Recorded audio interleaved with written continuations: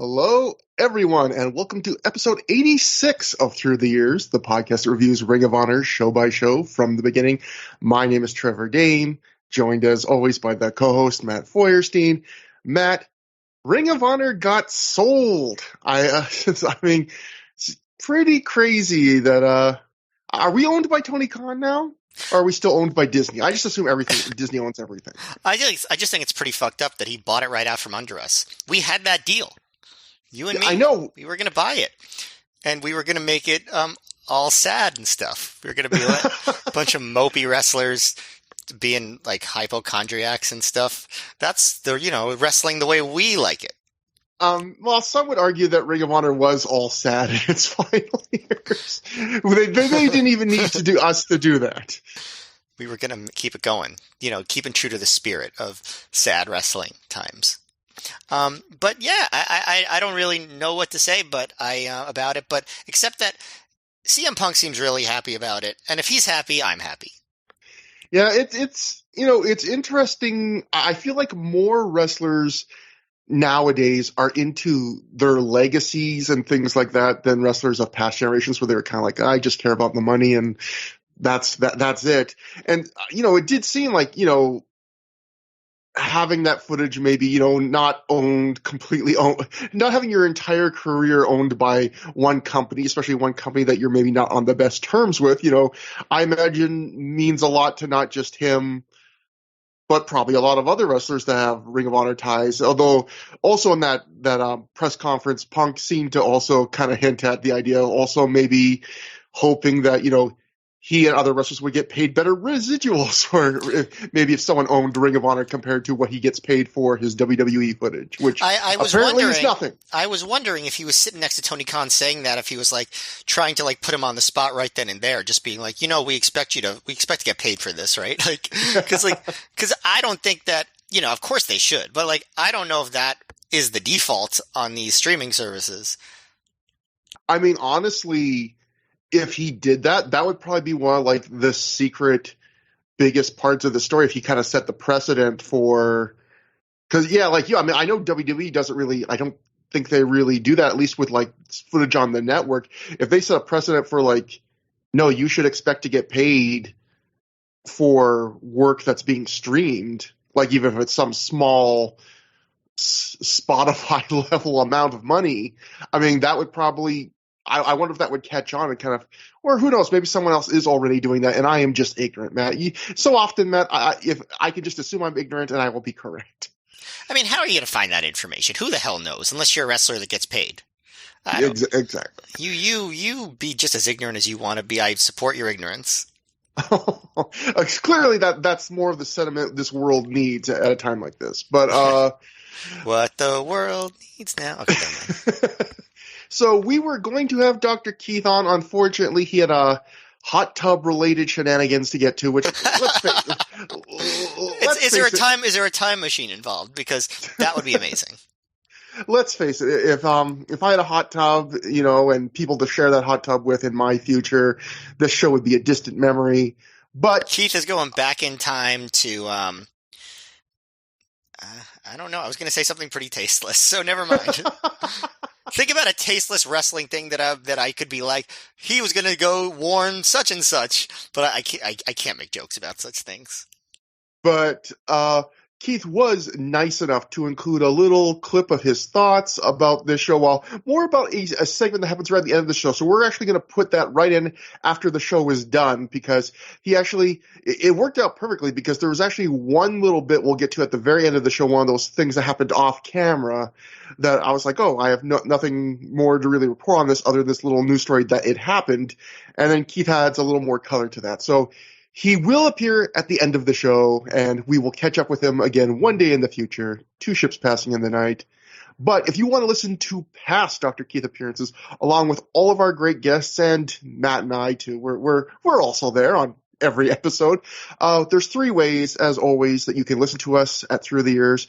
You are listening to one of these, unless someone is just playing this to you. They dubbed it on a cassette tape, which would be really weird, but kind of neat.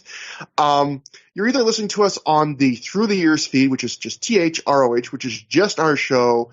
The easiest way to access our complete, at this point, depressingly extensive archives of shows, or you might be listening to us on the Pro Wrestling Only Podcast Network, which is our show. It's hard to get to our archives because their archives only go back so far, but you get a whole bunch of other great shows sprinkled in. So instead of just having a feed that gets updated once every 2 to 3 weeks, you're getting shows all the time, really good shows.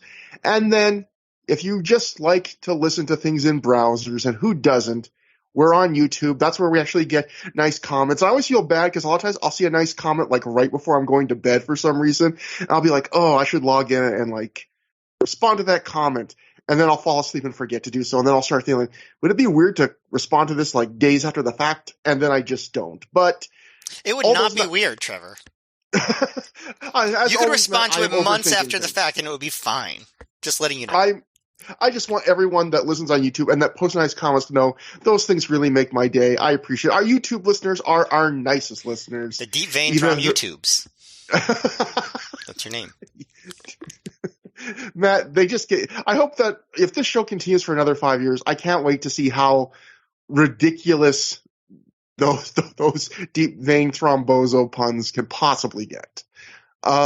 When with the you mean with like new technologies, like the deep vein thrum streamed into your brain stems, like that, because that's how we're going to hear things in the future. They're just going to go right into our brains.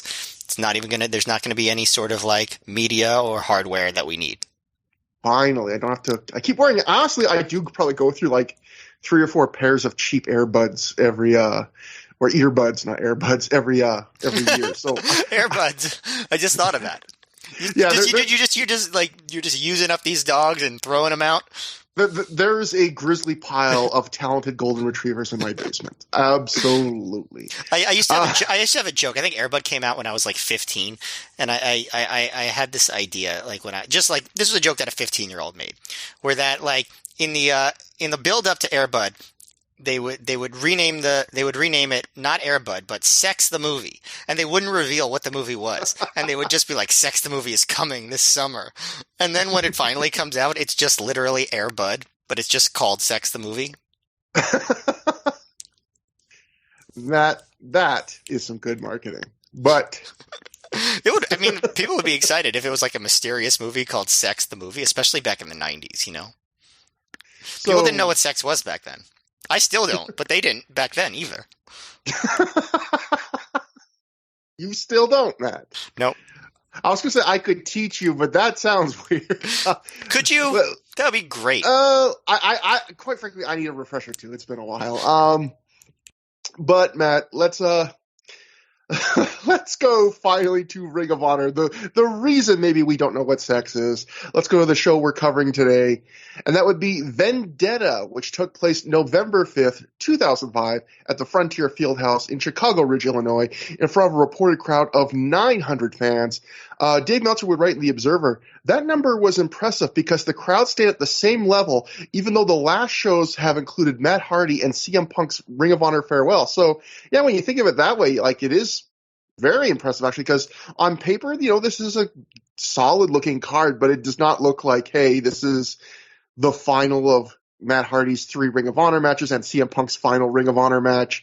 And to draw the same crowd, I mean, clearly, I guess fans liked what they had seen on the last show, or Ring of Honor was just growing at this time. Ring of Honor Mania running wild, Matt. Yeah, I think that's a part of it. I mean, I think, Ring of Honor was pretty hot at that point. I mean, it had just had a lot of buzz from Joe versus Kobashi, although I'm not sure if it was out on DVD yet at this point, or if it was maybe coming out that weekend or what.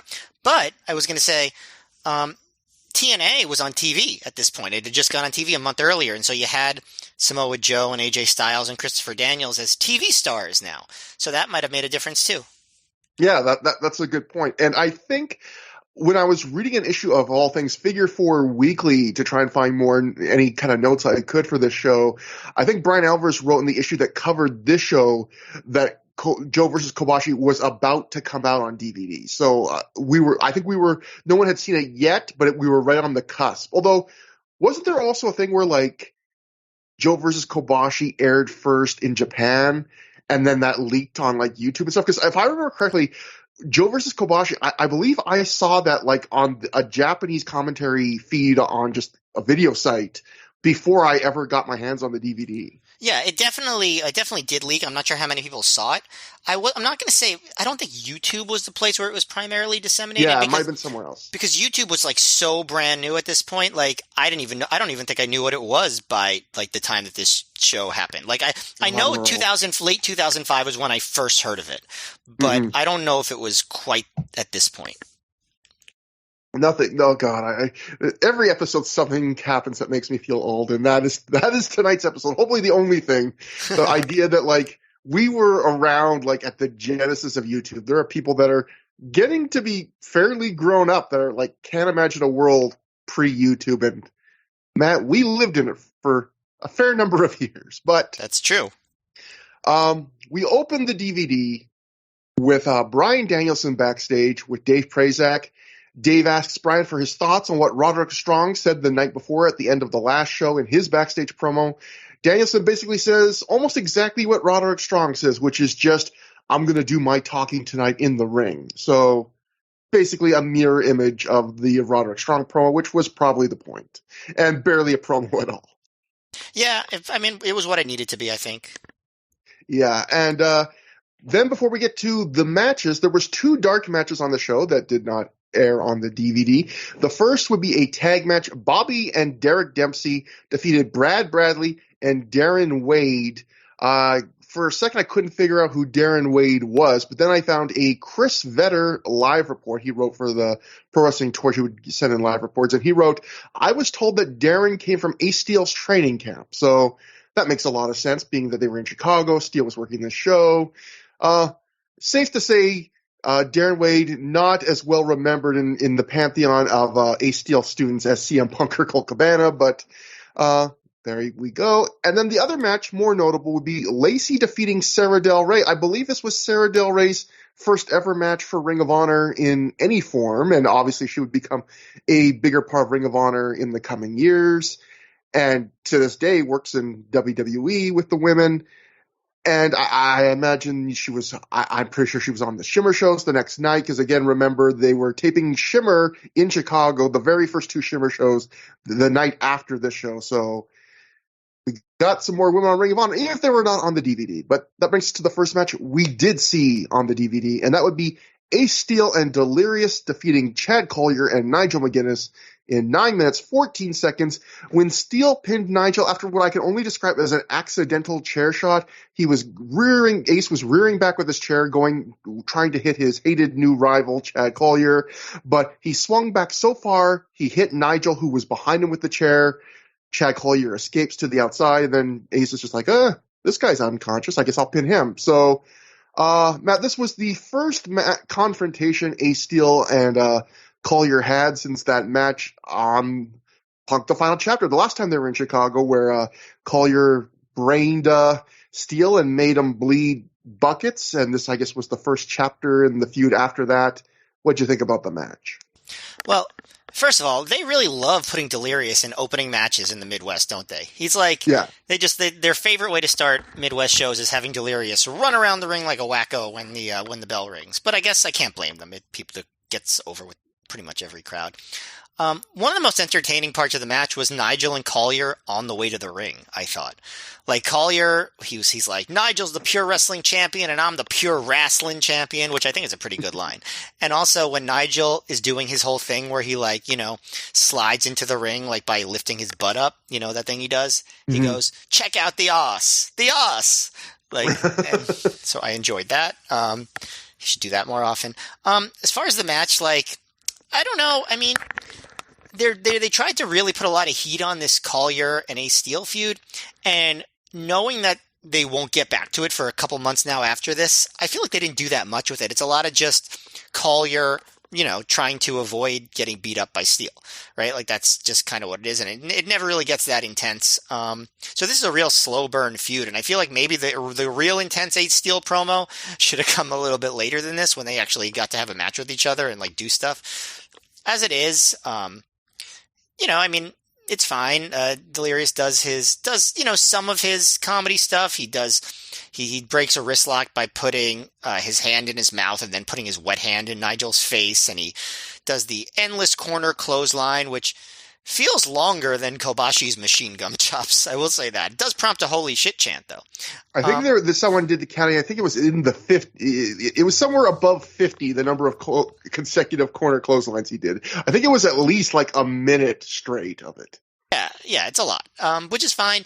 The crowd isn't super hot for it, but Ace does encourage them and like gets them to clap for Delirious. It's a lot of Collier running away, and I think the storyline is fine, but I don't really see how they get a lot of momentum when there's like, Collier's not on and Ace Steel are not on most of the shows because most of the shows are out east. And it is also weird to pin the pure champion from a guy that's never going to get a pure title shot. But, I guess, it was with the chairs, so it's not really hurting Nigel at all. I don't know. I didn't really feel strongly about this one way or the other. I probably like this a little more than you. I think this is one of those matches that if I watched it with the sound off with no context, I would probably be more what you're thinking, or even a little bit lower, because I think this match is nothing special that way. I don't really think it's special with the sound and context, but I think it's slightly above average. I enjoyed this well enough. It's this crowd, I thought on this night, right from the start, this was a very good crowd. And maybe there were certain moments they were not quite into, but I thought they were really into, basically most of the things on this show, they were really into, for the most part, Delirious's comedy, which, always makes the show more fun when the crowd's just into stuff, especially if it's stuff you as a regular viewer sees all the time. I think they were even kind of getting on Nigel's case and actually booing him and, chanting against him at one point. And so that made it more fun for me. And I actually did like the slow burn stuff with Ace and Chad, even though I completely get your point, which is it's probably would fit better if this was like a promotion doing weekly TV and these guys were developing the feud regularly, as opposed to you wait months for like the next match. And like you said, Ace cuts an intense promo a show or two ago, and then you get a very slow burn delayed match. But I did appreciate like they did that kind of classic story of the heel is just constantly avoiding the face, and they really tease it the entire way. They don't give you what you want. I mean, Collier is always avoiding Ace. He's only tagging in to attack Ace when Ace is hurt. At the very end of the match, Ace brings the chair to the ring at the start of the match, and he finally goes to use it, like I mentioned, at the end of the match, and Collier runs away and lives to fight another day.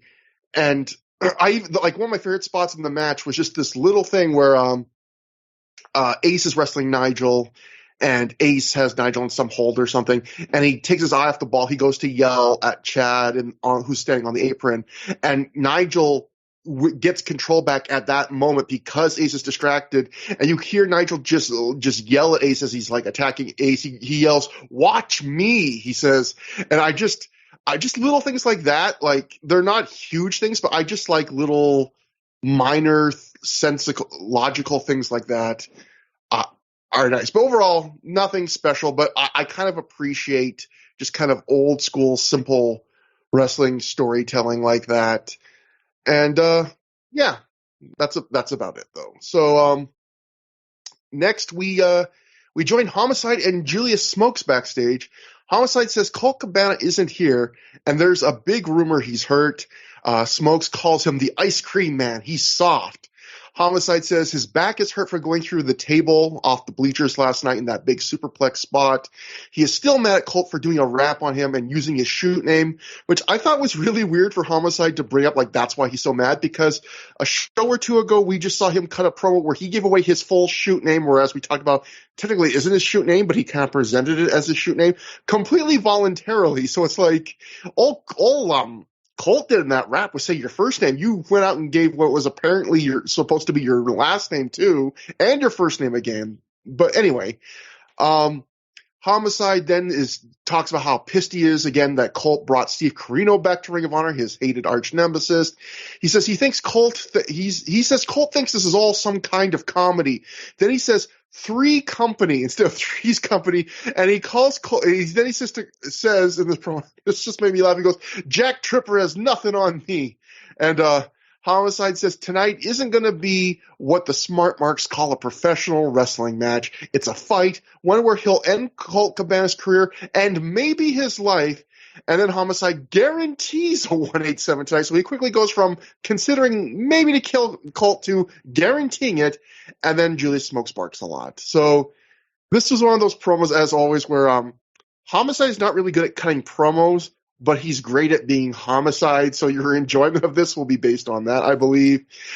Matt, I love Homicide's dated references, and him and Smokes together, because there was a recent show, I think he did on more than one show, where Smokes would call Colt Cabana Joe Piscopo, and now Homicide is referencing Three's Company and Jack Tripper, like... This is the second time he called Cabana Jack Tripper, and I love it every single time. It's my favorite. I think you know what?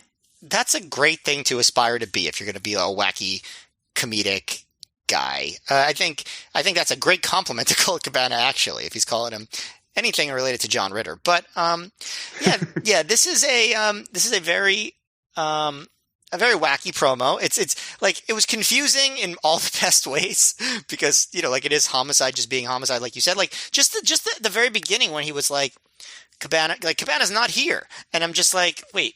Because I was confused for a second because I was like, maybe he wasn't. I didn't look up the results before I watched the show, so I was like, wait, what was the match? And I realized they were scheduled to have a match against each other, and obviously Cabana was there, and they never made any mention of the fact that he might not be. So when Homicide first said that, I was like, oh, he's not. So I wonder who's Homicide's wrestling.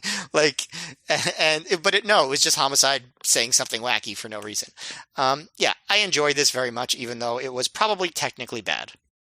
What would be the equivalent of a wrestler referencing like Three's Company on a show today? Like if a wrestler today was just like, yo, you're suddenly Susan. Like, no, I would say, something like that. Like the Drew Carey show, or like, or I was going to say Will and Grace, but that came back. Maybe Frasier. Yeah. You're Niles over here, Niles Crane. I mean, there is the Undertaker is Frasier meme that is very delightful. So. Sure, but even that meme is probably like 10 years old now. God, we're old. But that brings us to Jimmy Jacobs, scored to the ring by Lacey, defeating Sal Rinauro via pinfall in 11 minutes 4 seconds after he hit the Contra code. I like this match more than I expected. I thought this was like a high above average to a low good, and I wasn't really, not that I liked both these guys, but I wasn't really expecting anything from a second on the card, just random match between these two. I thought this was another match like the first one that had like a very over big goofy personality, this time in Jacobs instead of Delirious. We're always talking on Through the Years about, at least from time to time, maybe not always, about how there was this misconception that a lot of people had of early Ring of Honor that was it was always self-serious, it was always plain Jane meat and potatoes, and there was no characters and no wackiness, but there was actually quite a bit of it. And I think this show is a great example because the first two matches on the show are full of wackiness. They're full of like over-the-top heel stooging with Collier and now Jacobs right out of like the 1980s, and the crowd on each of these matches is loving it. So, another show that I think kind of bursts that bubble. One thing I love about wrestling and what I liked about this match is I love when you feel like stories are being developed on the fly. Like, I love the interaction between wrestlers and fans where the wrestlers do something, the fans react, and you get the impression, whether you're right or not, that the wrestlers are like, oh, they really like that. Okay, we'll do more of it. We'll shift the match because they like that. And I felt like whether this was all in the works or not, I kind of got that impression in this match. There's a spot early on where it's a funny spot where Jacobs goes for an atomic drop, and the whole joke is he's too short. So when he drops Sal down, Sal's butt doesn't even reach Jacobs' knee. Everyone laughs. Then Jacobs repeats the spot, actually hits it this time. And then later on, all of a sudden, then Sal, they do the spot the other with Sal. And then Sal ends up doing a whole bunch of atomic drops in this match, including like these big ones. I don't know if I've ever seen this before, where like he does a big running one where after he hits it, Jacobs then bumps over the top rope to the floor. He does another running one where Jacobs takes a bump from an atomic drop over the guardrail, like into the first two rows of the crowd. Like, just wacky, fun stuff. And then likewise, as the match goes on, this is again a really good crowd. They're really into Hussing, and Jimmy Jacobs, despite the fact that on the very previous show he came out in all his old gear, Hussing the Fool, Matt, just Hussing nonstop. This match, he can't stand the Hussing, and the more the crowd does, it feels like they really turned that into a big thread in the match because Jacobs really leans into it. He starts yelling at the crowd to shut up. Sal starts Hussing, getting the crowd to Huss. And by the second half of this match, they've leaned into it so much that there really isn't a move Jacobs can do in the second half of the match that the crowd isn't Hussing for, to his dismay. Again, weird considering how abrupt a change this was from the very night before. But again, all of this just kind of lends to the vibe that this was kind of a match where they were just taking what the crowd gave them, and they were just doing more of whatever the crowd wanted. And I also just think the final thing I'll say is, I mentioned a lot with Jimmy Jacobs because he was such a small guy on this roster. A lot of the times, when wrestlers that were normally also small guys that were used to playing the underdogs wrestled Jacobs, they seemed to have a lot of fun, I don't have to be the underdog for once. And I felt like this was one of Sal's better performances because especially in the first half of the match, he's more in control and kind of, taking it to his opponent in a way he usually hasn't been allowed to in Ring of Honor so far. Usually he's kind of playing the Jacobs role. And I thought he looked really good doing it. And then they have a nice moment in the middle of the match where Jacobs shoves Sal off the top turnbuckle, and Sal takes a big bump into the chest first into the barricade, and from there they use that as a real smooth transition point where Jacobs gets to take over for a period of time, and he works on nothing but Sal's midsection. And I just thought, again, it was not an amazing match, but it was just a fun enough match that, again, the story made sense and the crowd was into it, and I enjoyed it. I think the deal with the Hussing was it's where you could sort of make it make sense, and make it compatible with what happened the night before, which is that it was Lacey that really was anti-Hussing, and Jacobs was trying to be a good soldier for Lacey. Because when she came out, you could hear her screaming at the crowd, "There will be no Hussing tonight." Yeah. So I think that's really what it was. It's not so much that Jacob personally hates the Hussing, it's that Jacobs wants to impress Lacey and wants to make her proud. And so once she started getting down on the Hussing, he was like, all right, no Hussing, no Hussing. I think that's really what they were going for. And they did try to explain the lack of Hussing the night before. We mentioned on that show where Prazak said, he was bringing back his Detroit roots since they were in his hometown. He was bringing back his old stuff. But it's still, when you watch these shows back to back, it is a little weird that they don't even really acknowledge that the very night before he was totally into Hussing and wearing the furry boots. It wasn't part of the continuity, right? It just didn't count. As far as the match, I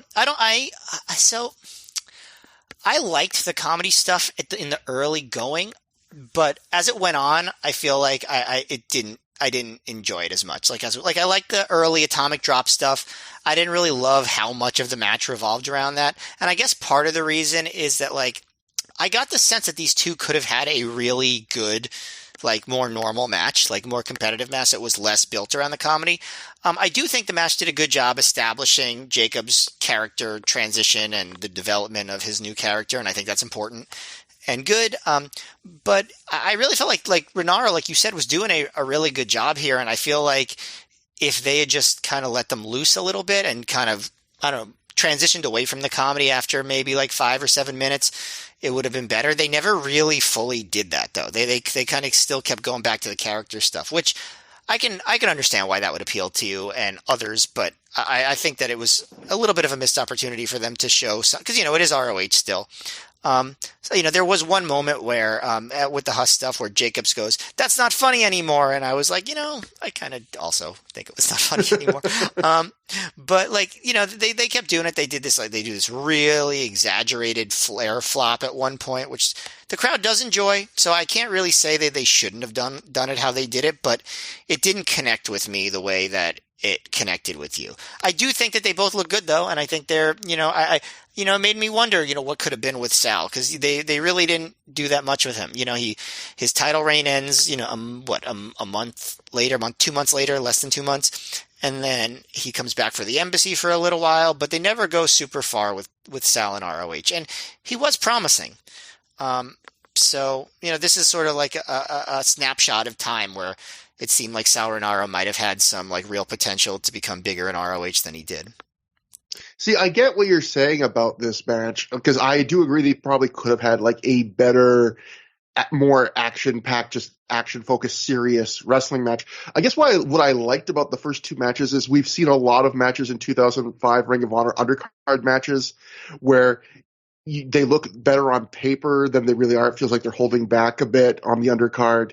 And I feel like I would rather have matches like the first two matches on this show, which are more character-based and have more comedy, that aren't like a toned-down version of the best match they could have. Like, to me, I either want you to like work a serious match to your full potential and try and steal the show, or do something completely different. And I feel like I've been used to seeing so many of these kind of half matches where it's kind of just, again, a serious match, but not them working at like a 7 out of 10, that I was like, I'll take this instead, even if it's not the best thing they could absolutely do. I can agree with that. I think I'm with you on that one.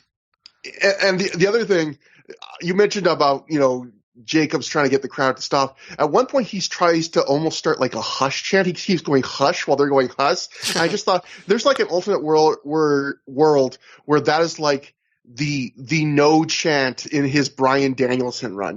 When now he's telling, his chant has become a monster he no longer enjoys, and now maybe he could get the crowd to start chanting hush, and then he would start wanting to go back to hush. Like, there's an alternate world where that is definitely a thing. But if Bruiser Brody had lived and came to WWF like during the Attitude Era, that would have happened when he turned heel.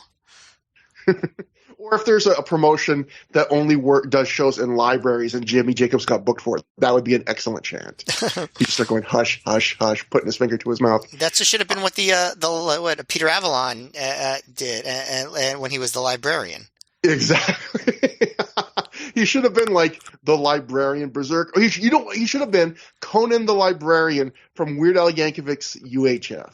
It's not too late, Tony Khan, to bring that gimmick back. Peter Avalon's still there. Leva's still there. So I think that they could do it. And Conan the Librarian, or just the librarian berserker. I think that it works. Also, one little bit of commentary I really liked on this. During that atomic drop where Jimmy takes the bump into the first two rows there's one fan who gets so excited that Jimmy is in the crowd, he jumps up and he's wearing this really weird, like, wide-brimmed hat. He takes it off and he starts wackily gesturing, and Prazak, with maybe just a hint of disdain in his voice, goes, "Wow, look at that guy." I just thought that was a nice little bit of commentary. Anyway, next up, we have Ring of Honor. This is, in a weird way, one of my favorite parts of the show. Ring of Honor Commissioner Jim, and this is a good show. Ring of Honor Commissioner Jim Cornette makes his way to the ring, and he gets a nice reaction. Jim is happy to see people here as far as the eye can see. He says the last time he was here, he wasn't so nice to the fans in Chicago, and they weren't so nice to him, because the last time he was here, that was when he got his butt kicked by one of his heroes, Bobby Heenan, which he calls one of the highlights of his career. He says he talked to Bobby a couple of weeks ago. At this time, he was recovering from knee replacement surgery, and he says Bobby says hello. Corny then says that Ring of Honor has rejuvenated his love for pro wrestling.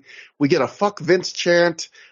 Jim ends up moving on and saying he's here to do a live event, but he's also here to film a shoot interview for Ring of Honor with someone. He spends a whole bunch of time putting over this man's credentials before he announces him. He talks about how this man paved the way for Ring of Honor. Jim says this man has been retired from wrestling for quite a while, but they were able to coax him to see a Ring of Honor show. Here he is, Cowboy Bill Watts. Matt, at this point, Bill Watts comes out with a demeanor I can best describe as guy trying to be polite when talking to a stranger in a line on the way to doing the thing he actually wants to do. I would not say he is on a scale of 1 to 10 enthusiasm. He's at a 1, but I would say he's hovering at a 2.5. Like, he is the slightest bit okay with this. He's getting paid. Yeah. Bill starts talking only for Adam Pearce to come out, and I wrote in my notes, immediately interrupt him like this was AEW. But as we'll get to in a bit, I think this promo was actually edited. That, believe it or not, they did not think all of what Bill Watts said was fit for the DVD. But also, like, could anyone hear what he said anyway? No, the sound in the big Frontier Fieldhouse this whole night, not easily understood. It's bouncing around. You can't really hear. But I don't blame the sound system for that. Bill Watts was talking I don't know. You ever see Homestar Runner, Senor Card Gauge? Which is sort of actually Orange Cassidy type of character. But that's what Bill Watts was talking like here. Like he was not even trying to project his voice. Well, I mean, I think the phrase for the entire night of Bill Watts was not even trying. But Jim says Adam Pearce isn't even scheduled to wrestle tonight. So again, they're basically doing the same thing they did the night before. Pearce points out Watts just said a wrestler gets an opportunity if he has the heart. Adam says he has heart, and he wonders why he doesn't have a match tonight. Pearce demands a match. I wrote my notes at this point. Bill Watts is doing a great impression of a statue until Cornette leaves it up to Watts as if Pearce gets a match tonight. Bill says something I can't work out, but it equates to yes, he should have a match tonight, and Pearce then leaves. Watts at this point is already halfway out of the ring. He is so eager to get the fuck home and end this segment that Cornette, who has not done his promo, walks over to the apron and basically stops Watts from leaving. And he does the rest of this promo standing next to the ropes as Watts just stays standing on the apron I guess I'll stay here as long as you keep talking to me. I need to watch this. I need to watch this shoot interview now to see just how much he seems to really hate doing it. Not that I haven't seen it, so I don't know that's what it is, but I have to imagine, right? I mean, I have to imagine. I could imagine him being less engaged during the shoot than he was here. If so, that'll be the shortest shoot interview ever. Cornette at this point says that Bill Watts, Mid-South Wrestling, and Ring of Honor had three things in common. Their wrestlers work harder than anyone else. Their promoters tried their hardest to give the fans their money's worth and then some. And both promotions had the most dedicated, rowdiest fans in wrestling. Cornette thanks Watts and he thanks the fans, telling them they'll have to have some fun and he'll see them later. I love ROH. I love going to their live. I love to go into their live shows. They did not have the rowdiest fans in professional wrestling history. I promise. They had really good crowds sometimes. They were not the rowdiest fan in professional wrestling history. Matt, they rioted 3 times. I'll have you know. Really, every time Homicide picked up a table, they rioted. It was crazy. So before we give some thoughts about this segment, because I do have some thoughts, there's a couple of live notes. The first is the Observer, and this also is just delightful. This is Dave writing from his live report on it. Dave wrote, "Nothing much happened with Watts. Jim Cornette introduced him, but he only got a tepid response. He didn't talk like Watts and was instead quiet, putting over Ted DiBiase and Steve Williams as well as Junkyard Dog. Watts' cell phone actually went off in the middle of the promo. Watts gave a speech about Steve Williams and Junkyard Dog, and that was about it. He didn't mention his book, which was originally one of the reasons he was booked for the show. The main reason Watts came in is Ring of Honor filmed a video of Watts and Cornette together telling stories. Watts didn't really understand seeing all the small guys flying around, but he liked Samoa Joe versus Christopher Daniels a lot. I figured going in that Watts would like Joe, but didn't know how he'd take anyone else. He left after intermission, so didn't see Danielson versus Roderick Strong. He questioned why Delirious threw so many clotheslines in a row in the corner, a Japanese spot, or Nigel McGuinness's headstand in the corner, a British spot." So basically he said everything that you would guess that Bill Watts would say. Is basically what happened. None of that is even like if you would just ask me, if Bill Watts goes to an ROH show in 2005, what do you think he's going to say when he sees this? And I'm going to be like, well, he's going to like Samoa Joe and he's going to wonder what all the little guys are doing. Right? That's pretty much exactly what you would expect. I love that Bill Watts, he gets brought here. Jim Cornette in that promo is like, we finally convinced him to watch a Ring of Honor show, and he leaves at intermission before seeing the match that honestly would probably be the one match he would really love out of all of this. Strong v. Danielson. If he could get over their size. Yeah, exactly. And the fact that neither of them ever played college football, as far as I know. Actually, I don't know for sure about Roderick Strong, but I don't think Bryan Danielson ever played college football. The other live report is basically just kind of echoing it, but it was Chris Vedder's live report. He wrote, Watts got in the ring and told a story. However, he didn't hold the mic close to his mouth, and he was hard to hear. It sounded like he was rambling, honestly. And yet, we should mention, so judging from these live reports, all the stuff that, like, if you watch just the DVD, it just seems like Watts is about to start talking. He maybe talks for like 15 seconds and Pierce interrupts. So all the stuff about the stories he tells about, Steve Williams and Ted DiBiase and Junkyard Dog, his cell phone going off, none of that is edited out. I quite frankly release the cell phone cut, Gabe. I mean, Tony now can do this. Find this footage. I want to see the unedited Bill Watts promo where he is disinterested, mumbling, and his cell phone goes off in the middle of it. I desperately want to see that. Well, now you bring up something that I'm actually curious about. I know this is not what you want to talk about, but do you think they saved all of the raw footage from all these shows? Like the unedited raw footage? Like, do you think that's still part of the library? I don't know. It's funny because I know from just things we've seen, there have definitely been clips that people have saved of like outtakes from promos, things that we cannot publicly share for a variety of reasons. So definitely like bits and pieces, but I don't know if that was just someone going into it themselves or if there really is just a idea of saving everything. Because I bet you it's just little bits and pieces people took upon themselves to save because and back then they probably still had them, but like all the master tapes. But like now we're talking about 17 years later, like who knows?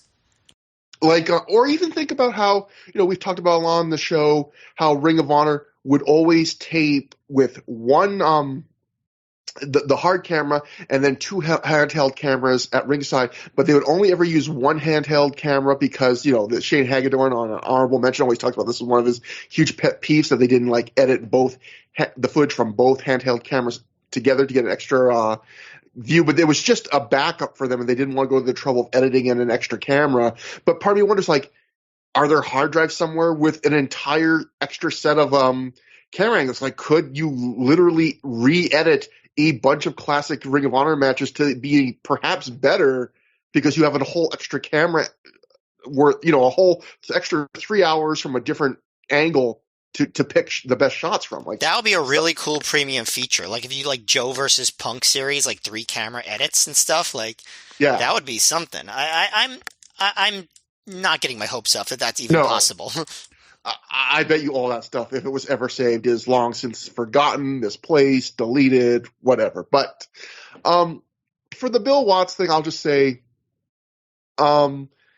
we've talked a lot about Cornette already in his brief tenure as commish, where I think we both have agreed he leans a little bit too much into history, even though that's a strength. Sometimes he feels a bit more old fuddy-duddy than kind of the image Ring of Honor. But sometimes it works. I think like the Midnight Express reunion, it worked. This did not work. And I think what happens is I am all for paying tribute to wrestling's history. I think wrestling does not do enough of it. I really enjoy wrestling history.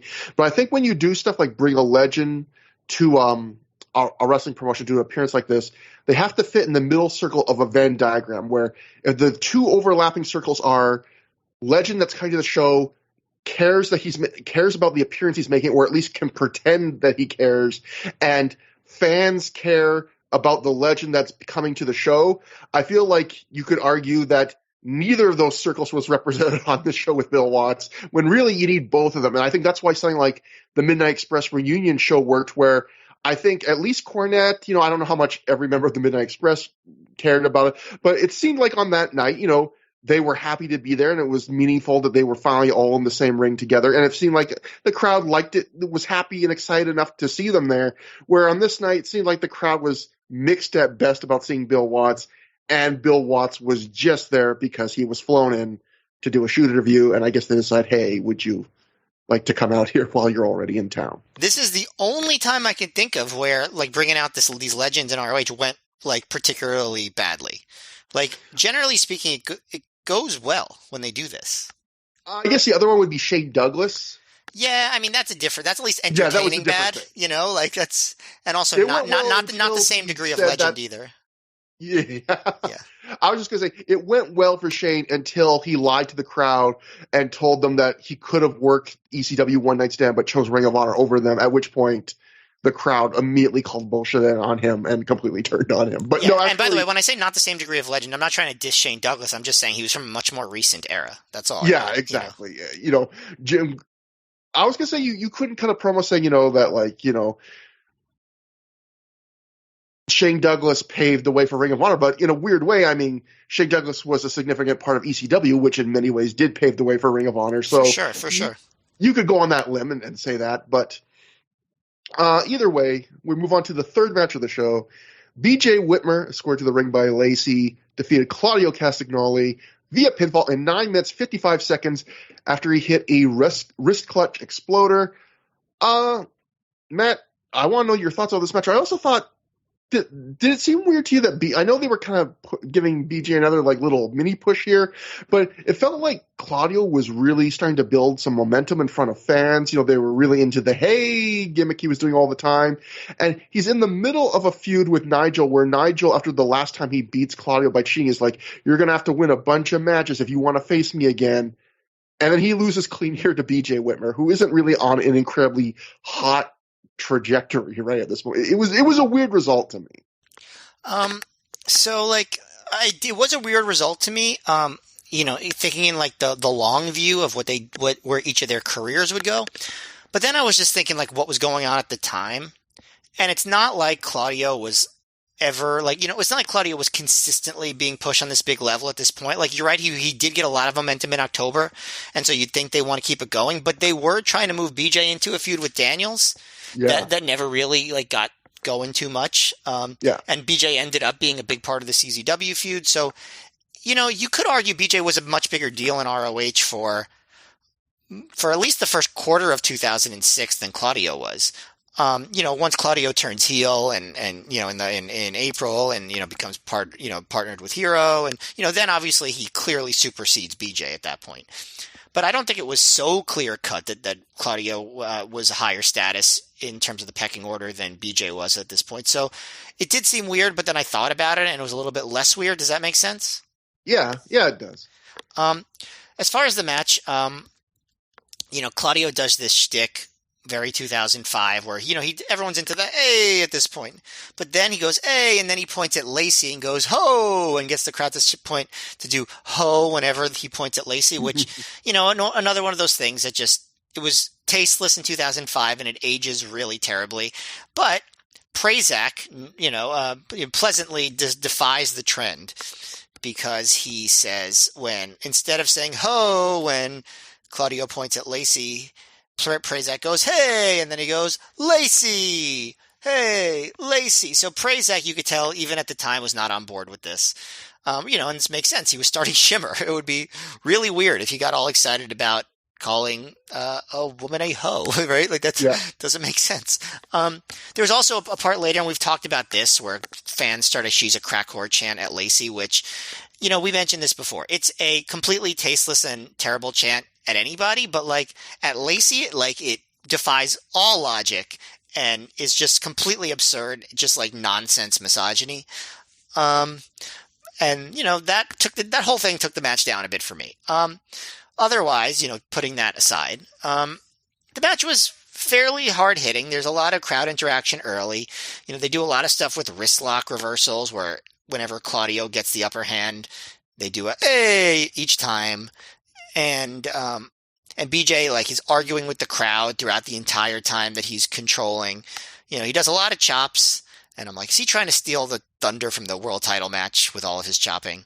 But he doesn't. If he is trying to do that, he doesn't succeed. So no worries there. At one point, Claudio does the spinny faceplant thing that he does, which I recently saw Anthony Bowens do to Orange Cassidy on Dynamite, and Chris Jericho was in awe of that move.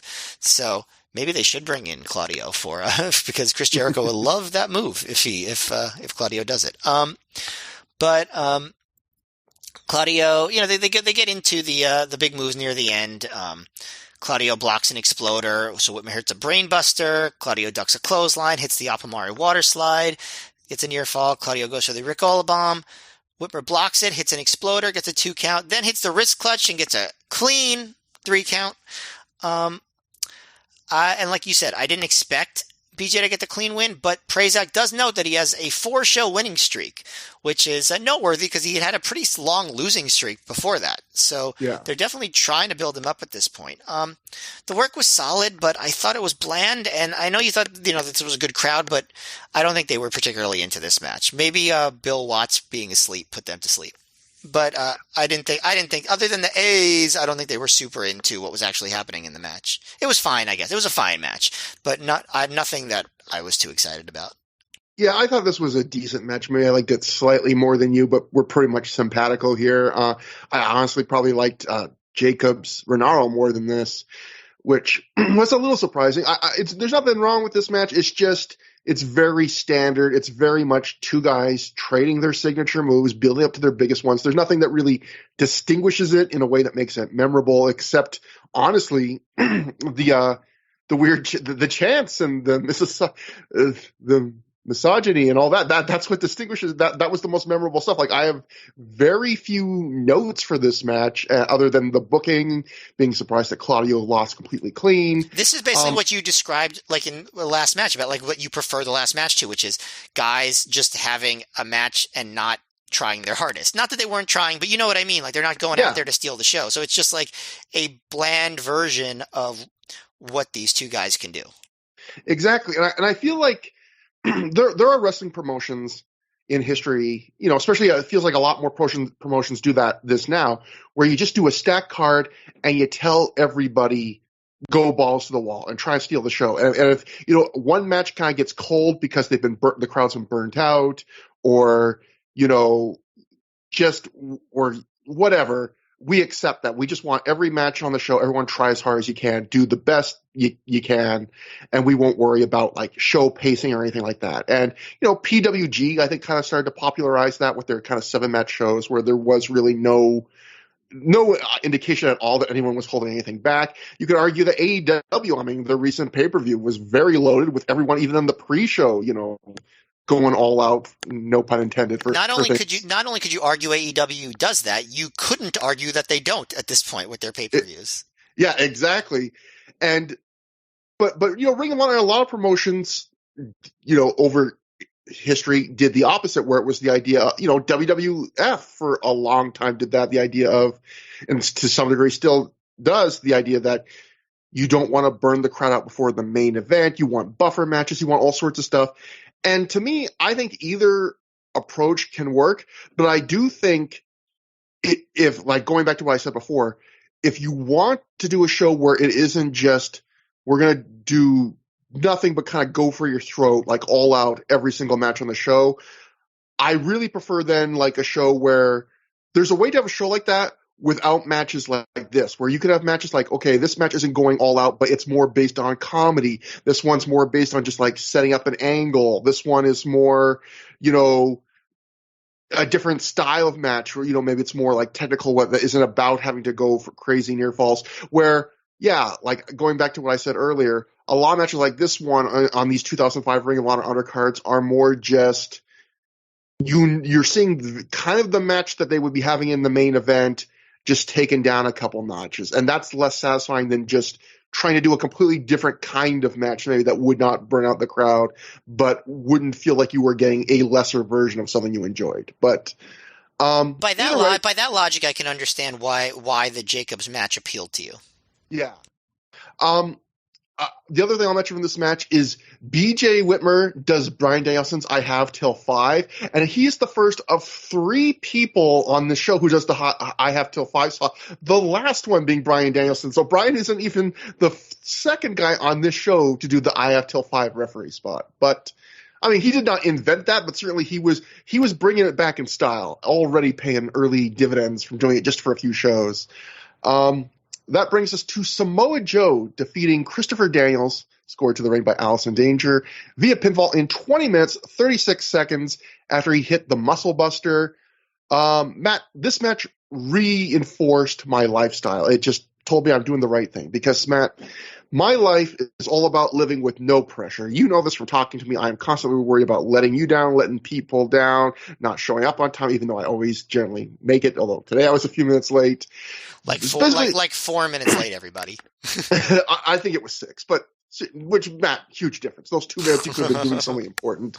But basically what that means is my life is all about under-promising and over-delivering. I try to set expectations as low as possible so that when I do something good, you're happy and grateful. And when I do something great, you're absolutely amazed. Samoa Joe and Ring of Honor were often about setting the bar at great, about giving you the reason to have consistent high expectations, and then they would usually meet and surpass them up to a certain period of time. All of this is to say that this match to me is on the line between good and very good. I would say maybe like 3.5 to 3 3/4 stars, which is a very good wrestling match. And yet I'm disappointed with it. Like this is why I spend my life, Matt, trying not to set expectations high, because any wrestler should be happy with a match that's nearly 4 stars, that's as good as this match, that's very enjoyable.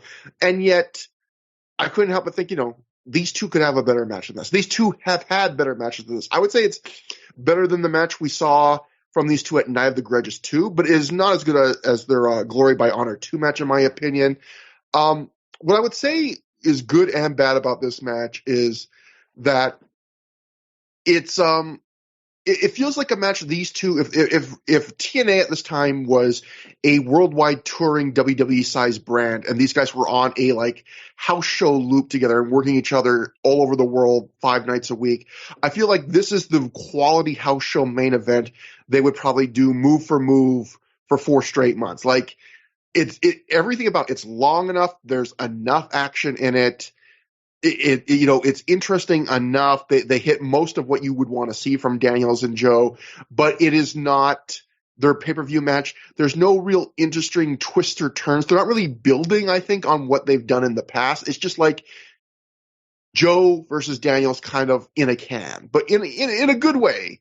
But, maybe there's a few touches where maybe Joe and Daniels are throwing a few more strikes against each other. Daniels takes a couple, big hard hits, like one big Joe kick right to the face, like stuff like that. Daniels gets a big near fall on the best moonsault ever. But to me, this really was just kind of like, it's what you would kind of expect as kind of like the starting point of what you would expect for these two, which is still a very good match, I would say. Yeah, so this is interesting because it's like our expectations maybe differ a little bit, because I was pretty bored by the match they had at Night of the Grudges 2. And so I didn't have super high expectations for this, but I thought this was a great match. Like my rating for this isn't much different from yours. Like you said, you had 3.5, 3 3/4. I'd go 4 stars probably. Yeah. But I'm extremely satisfied with it, whereas I think you're fairly disappointed with what you got. Like I think they did what they needed to do here. They clearly were working. Like I've figured out that whatever they're doing differently in TNA versus ROH, I don't think this is necessarily a deal where they worked less hard here, because I do not think they were working. I think they were working pretty damn hard here. Very hard hitting match, long. But they were clearly working intentionally a different style. I think in TNA, there was a lot of pressure on them to go really at an accelerated pace doing those X Division matches, like boom, boom, boom, a million miles an hour, at least to the degree that they could. But here they're like intentionally being like, okay, we're going to work a slow building wrestling match. And I thought that they did a really good job. I mean, it was slow at the beginning. They were doing a lot of stalling, getting some rest holds. Joe at one point does one of the weirdest drop toe holds I've ever seen. It almost seemed like a botch, but like he immediately followed up with some vicious cross faces. So there wasn't much time to dwell on that, but it was weird. I couldn't figure out what he was doing there, but then eventually it builds into, and you actually get to see a lot of like Daniels' offense here. There's a nice spot where Daniels cowers in the corner and tries to keep Joe away with his leg, but Joe just sidesteps it and kicks Daniels hard in the face. And Joe, everyone loves the face wash running boot combo. And Daniels is getting, real beat up early. And then he follows up with a drop kick to the knee, basement drop kick. He starts working on Joe's leg a lot. And does a lot of leg holds, and Joe tries to chop his way out, and it's a hard hitting match. You could see Daniel's sweat flying every time. I think that the best matches on this show, I think, have a commonality that they're very hard hitting. That I can say that about this match and about the title match. And it's a lot of cool micro targeting of the knee. Joe does his comebacks, as you might expect. Daniels reverses a roll-up into a leg bar. Daniels actually goes for the figure 4, and Joe stops it with a big slap to the face, which I thought was a cool spot.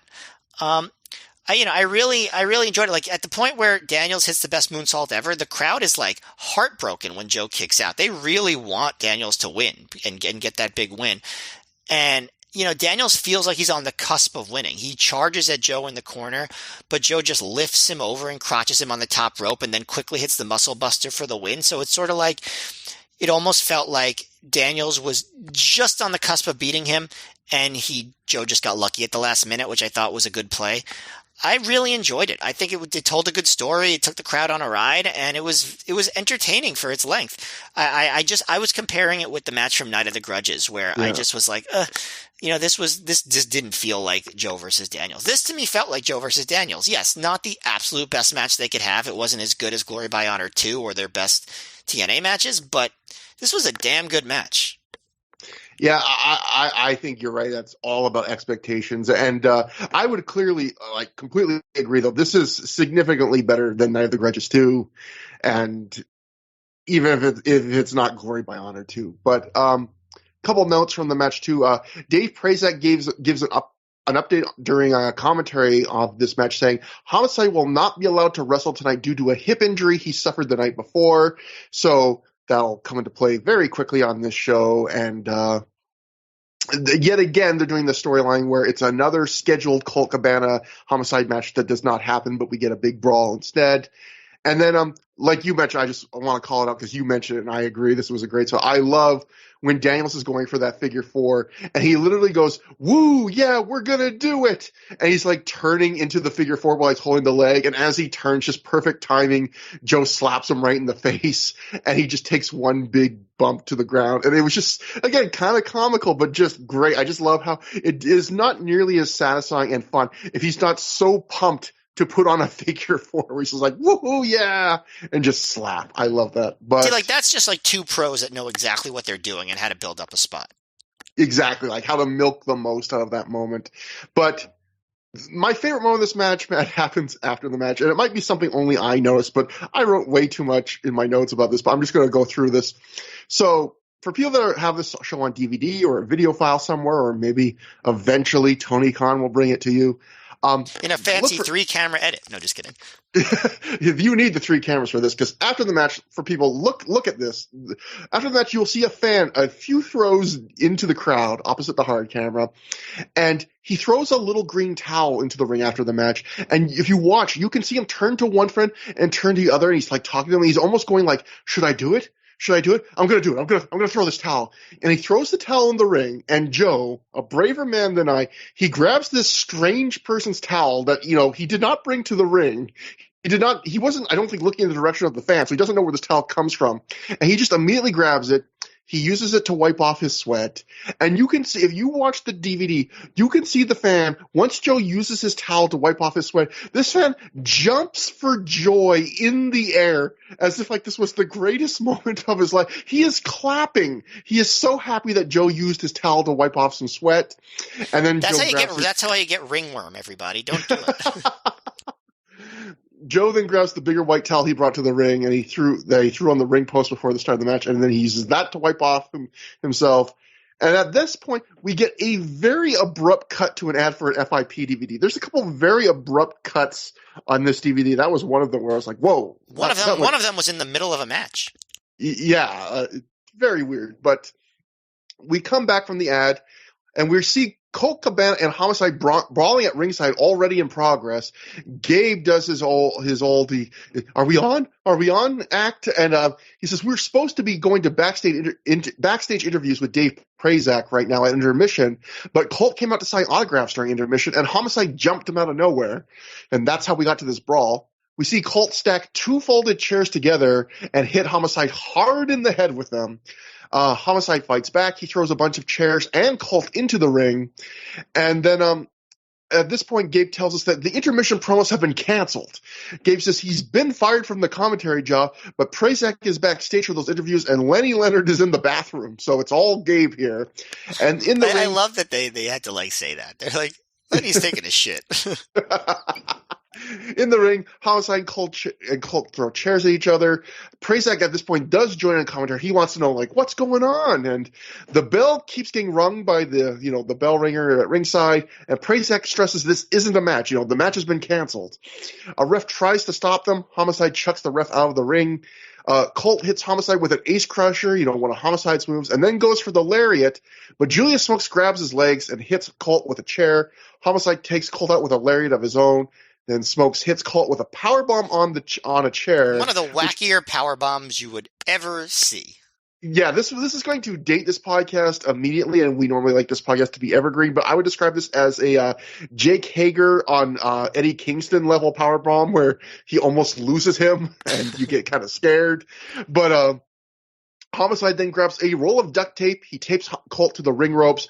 Homicide then brings out the dreaded ghetto fork. It has returned, Matt.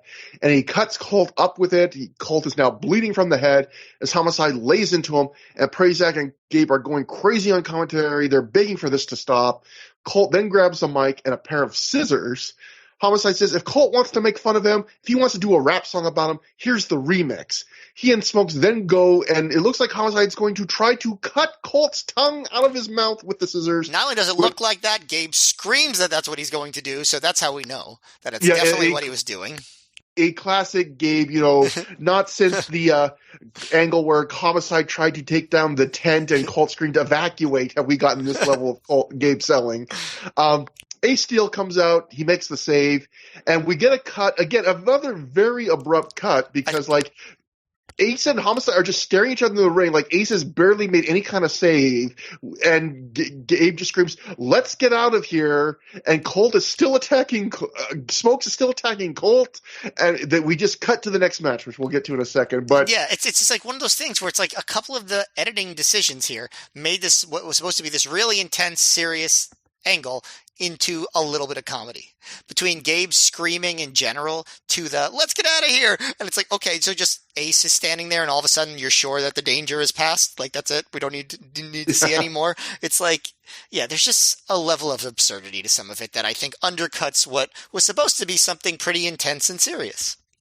The Observer and the live report Dave wrote, crowd was chanting for CM Punk to make the save. Punk was there, but not part of the show and trying not to be noticed. Homicide had a bad hip and hurt it worse the night before, which is why it went short. So, this is another, how many times have we seen this now? Is this the third time where they've done a thing where they scheduled a Colt Cabana Homicide match and then it doesn't happen, and instead they just have like a lengthy brawl instead? And I would say this was probably the shortest of the brawls they've had, but the most intense and memorable because of the scissors and the blood and the fork. One thing I kind of thought about, and this comes up a few times in the show, but this is one of the times, like, that's the best example, is I'm going to ask you a question about this along with your thoughts on this segment. But I've always talked about how, like, Ring of Honor in this era was an episodic product. And Gabe would talk about that, how like every show is like a chapter. And that's one of the reasons I loved Ring of Honor. And one of the things I kind of miss, I feel like a lot of modern indie wrestling isn't episodic this way. But one thing I kind of noticed on this show, just because it was one of those patterns I've seen so often now, is that Ring of Honor wasn't always episodic in the traditional way in the way I remembered, where it would be like every show a new development happens in each angle. It's really episodic. Every episode's a little different. I feel a lot of times it was more like an angle would happen and then the same angle would happen like 3 shows in a row. And then the next part of the angle would happen, and then they would do that a couple times in a row. And what seemed like it was more, when I started to think about it, was more like territory era wrestling, where territories would run a loop. You would run the same 5 cities, each would get its own day, every week. So maybe if you were in Memphis, you would do Memphis one on Fridays, then on Saturdays you'd be in Chattanooga, whatever, you would run the loop. And what you would do is you would do the same matches and the same angles in each town all 5 nights that week. So you would do the same exact angle and match in Memphis, then the next night in Chattanooga you do the exact same thing. So each town would get a chance to see it. And then only once the next week started would each town get the next step in the story. And part of me wonders, Was Ring of Honor kind of doing that intentionally with stuff like this? Or like, remember when the riots happened, they did the Ring of Honor riot, and then they immediately did it 2 more times in 2 of their other major markets, and we talked about how it came off way worse, and it made the whole thing seem even faker when the first one did kind of have a slight air of mystery to it. And I've seen this so often now with Ring of Honor, even like the Adam Pearce thing on this show, where Adam Pearce comes out and says, interrupts a Jim Cornette promo because he wants a match. Then that happened the last show. The very next night, they just repeat the whole angle again. And part of me wonders, was this just Gabe not really consciously doing it? He was just stretching out, angles and storylines and repeating things. Or was it consciously the thought of maybe them thinking, not everyone is going to be a sicko like Trevor Dame. They're not going to buy every single Ring of Honor DVD. And so if we kind of do it where we do the same angles, like 2 or 3 shows in a row, if you're a fan that even just picks and chooses shows, let's say you bought Vendetta and you didn't buy, Showdown in Motown, you will still get the basic beats that we're trying to tell in this time. Like, I don't know if that was a conscious decision or not. What do you think about that? It doesn't strike me as conscious as you are making it out to be. Like, I think it's more just like they have their idea of when they want these matches to happen and the beats, and they're not up to it yet. So they're trying to figure out the way to keep the heat on it in the meantime. Like, I think there's a little bit of that. I know that, Gabe talks about how he likes to book for certain places. Like, obviously they're going to eventually have the big blow off to this feud in Chicago. They wanted to have a big angle in Chicago. Also, of course, it's Cabana's hometown. But, they do a big angle at Final Battle. They have a big match at the 4th anniversary in the same place. I think part of it's like that. So I think that's more what it is. What are some, because I get what you're saying. You mentioned the riots, but what are some of the other angles that you think of where they run the same angle repeatedly? Like, I can't think of too many where I would really describe it that way. Well, I think even on this show, like the Adam Pearce thing, or even, I guess the Danielson thing is kind of just a flip of the Roderick Strong promo, but it's the exact same basic kind of promo, which is, I'll do my talking in the ring. I just feel like a lot of times or even later tonight on the same show, BJ Whitmer will basically redo a promo he did 1 or 2 shows ago where he interrupts Christopher Daniels. He's like, hey, you betrayed me. He walks away and Christopher Daniels goes, I didn't betray you. I don't get it. What's it's the exact promo basically note for note. And I feel like a lot of times it's not always necessarily major angles, but a lot of times you will basically see the same promo or minor thing, or even, again, the Homicide Cult thing. It is now 3 times at least, I think, in a row. They're supposed to have a match. Oh crap, the match got canceled, but now they're out brawling instead. Like, it just, and I realized, why they're doing that. They're trying to, like you said, stretch it out to get to a major show they want to save the match for. But also, I think they want to create that idea of, it's very chaotic. That right. Colt and Homicide, the feud is so heated, they can't even get to a regular match. It just always falls apart because they just want to destroy each other. Right. But, and I do think they have their first big match. Like, I know they had wrestled once before, but I think they have their first big match on the next show. Night of Tribute. And, I guess you could also argue they're doing something kind of similar with the Embassy and Generation Next, where they have, their big brawls in every market building up to Steel Cage Warfare. But I guess we can get to that when we get to it.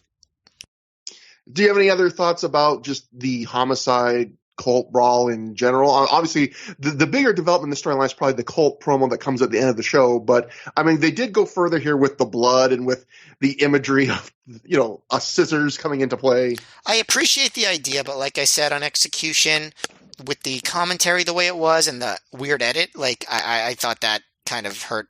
It limited its effectiveness for me. Yeah.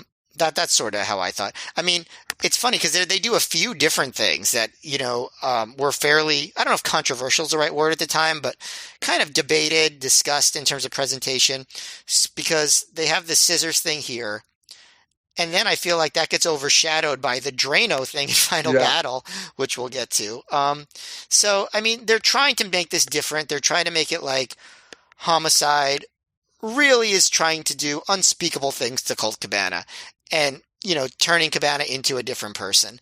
And I don't know, I'm curious to see how all that stuff holds up now, so many years later. But I don't think this thing held up too well, not because the idea was bad, but because I think there was some production execution stuff that kind of limited its effectiveness for me.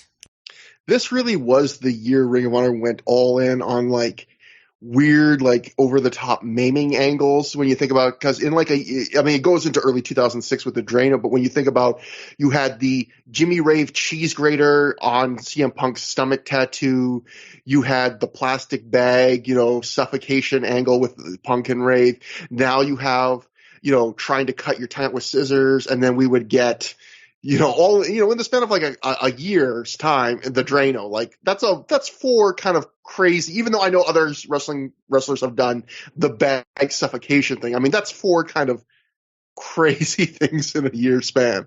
Or five even. So anyway, next up we have, coming back from intermission, Adam Pearce defeated Davey Andrews versus pinfall in 5 minutes, 16 seconds after he hit a pile driver. So this was the match that, Cornette got for Pearce after he demanded things, and this is the low point of the show to me. And it's not a absolutely terrible match or anything. It's kind of just like a forgettable nothing squash for Pearce with a little bit of offense for Andrews. But I felt like there are three ways a match. There are three goals, in my opinion, that a match can achieve on a wrestling show. It can, if it's wrestler A versus wrestler B, either the match can succeed because it gets wrestler A over, it can succeed because it gets wrestler B over, or it can succeed because it's just an entertaining match that makes the show more enjoyable. And sometimes a match can accomplish two or three of those goals at the same time. This is a match I feel like it accomplished zero of those goals, because Adam Pearce does not come off like get any more over squashing a student. Even the top Ring of Honor student, all the students were treated as like the lowest rung by far of wrestlers in Ring of Honor, below like even the Ring Crew Express. Davey Andrews does not look gain anything in this. He had just won the inaugural, geez, my tongue tied tonight, inaugural top of the class trophy the night before, and the very next night he gets, fairly squashed by Adam Pearce. And then in terms of a match, I feel like Adam Pearce isn't really suited to squash matches, because if you watch this match, what you want to see from a squash is just the guy doing the squashing, hitting a bunch of cool offense, coming off as really dominant and powerful and impressive, and winning, looking really strong. And in this match, Adam Pearce is just trying to do a lot of his classic kind of 80s somewhat chicken shit heel stuff. He's begging off, going into walking away early on from Andrews. He's, doing the thumbs to the eyes against the, like he's not treating this like I'm kicking this guy's ass as much as just like I'm having to heel and cheat, although he does win clean in the end. So I felt like it's a forgettable match. It's not terrible, but it's just a match. It serves no end match in my opinion. I would agree, to the point where you've already talked much more about this match than I thought was even possible. So I feel like that's what I thought about it. Like, it was just like, felt like nothing to me. It was so basic. It felt like Pearce's offense felt like WWF 1991 squash match, which I feel like is probably what he was going for, except for the one, like the high velocity spine buster and the swanton, where Andrews moved. But yeah, no, it was nothing. I'm thank goodness for the CZW angle, because I don't really know what they were going to end up doing with this version of Adam Pearce, without it. I don't know what the idea was. I don't know. Do you feel like there was a lot of promise in this particular trajectory for Adam Pearce? No, I mean, there is something to the idea of the one guy that is so old school that like he kind of, is kind of like on, Ring of Honor. He could have done like the modern Cornette thing. He could have done the Dan Lambert thing where he just talks about how crappy modern wrestling is and how he's a throwback. Like, that's been done before, and that can work to some degree. But I feel like even when he's working these first few matches, he's kind of caught in the middle between trying to impress Ring of Honor fans and trying to be old school, because I think there's a moment that really shows that off in this match. It's my favorite moment in the match, where Lenny Laird's on commentary and he's like, this is clearly a line they've been fed, because I think they've talked about this on multiple Pierce matches already, where it's like, Adam Pearce isn't flashy. He's not, he's not going to do anything crazy. He's not going to do a lot of flips. And then right after that, he does the senton bomb. And credit to Lenny Leonard, he acknowledges it. He's like, well, I guess, that shows me, but I guess that shows you why Adam Pearce doesn't do those, because, Davey Andrews rolled out of the way and he crashed and burned on it. But I do feel like, Pearce would throw in a move or two like that in his matches so far that would feel almost ill-placed for what he's trying to accomplish. But it was almost like, he's trying to be old school, but he's also kind of like, well, this is a Ring of Honor crowd. I should do something. And it's kind of this weird middle ground. It makes sense. He was also like, again, trying to be relatively comedic too, which, I guess maybe that works in terms of like building him up until he finally does something like really dastardly that's not funny, which I assume was eventually where they were going to build to. Did you notice? I'm pretty sure it was Bryce Remsburg refereeing this match. Did you notice that? Yeah, I don't know if this was the first Ring of Honor show he ever worked, but yeah, I did notice. I was like, oh, if he ever worked before, it must have been very little, because this is one of the first shows where I noticed that too. I was like, oh, that's Bryce Remsburg is working the show. He appears again in 2006 as the CZW referee. Yeah. So they don't point him out here, luckily, or else it would have been very incongruent. So I also mentioned this was the show where 3 people did the I Have Till 5. Adam Pearce is the second one to do it. So both BJ and Adam Pearce do it before it ever gets to them. And I also, one last note is listening to the Honorable Mention podcast, which are always our friends Jeff and Shane. They did an episode on this, so if you want a second perspective, they have a whole episode about this show you can listen to. Shane mentioned, I think, that he heard afterwards that Adam Pearce had to tell Davey Andrews early on, lighten up, don't hit me so hard. And you could definitely tell in these early Davey Andrews matches, or I guess some of these aren't just early Davey Andrews matches, these are like his only matches because he would quickly be out of wrestling. He was chucking leather pretty hard in a lot of these matches. I could see not wanting to work with a young Davey Andrews. But speaking of hitting hard, Matt, we are finally at not the main event, but in many ways is the main event. Ring of Honor World Title match, a rematch from a week earlier. Bryan Danielson, the Ring of Honor World Champion, successfully defends the title when he defeats Roderick Strong via referee stoppage in 47 minutes, 24 seconds, due to a bunch of repeated elbows to Roderick Strong's head while he had him trapped in a crucifix position, which is basically, as Bryan has admitted this, I think you'll read something that alludes to it. But, Matt, the floor is yours. What do you think about this match? What do you want to say? I mean, this is the big one for the show. Yeah, I know you loved the one in from Connecticut the week before, and I thought that was a great match, but it didn't put me over the moon in the sense partially because I knew this match was coming up, and I'm very curious to see how you thought about it because maybe you like that one more. I don't know. To me, this is an absolute classic, this match right here. Bryan Danielson versus Roderick Strong. This is one of those matches. This is the match that solidifies the Bryan Danielson that we know now. This is the match. This is epic. It takes you on a ride. It's, if it wasn't for Joe versus Kobashi, I would say this would be my easy choice for 2005 match of the year in ROH. Just to me, this is one of those matches for me. And it's really the first one, Joe versus Kobashi was sort of its own thing. But this is the first standard ROH match to really make me feel this way, probably since the 2004 Joe versus Punk matches. This is this is Bryan Danielson's version of that, because he's not wrestling any special guests. There's no title change. This is just him as an artist putting together art, and I think in a lot of ways it's very similar to the match the week before. Where it's different is in just one week, because we talked about in the This Means War match, he was you saw in real time him figuring out this new character that he was going to be.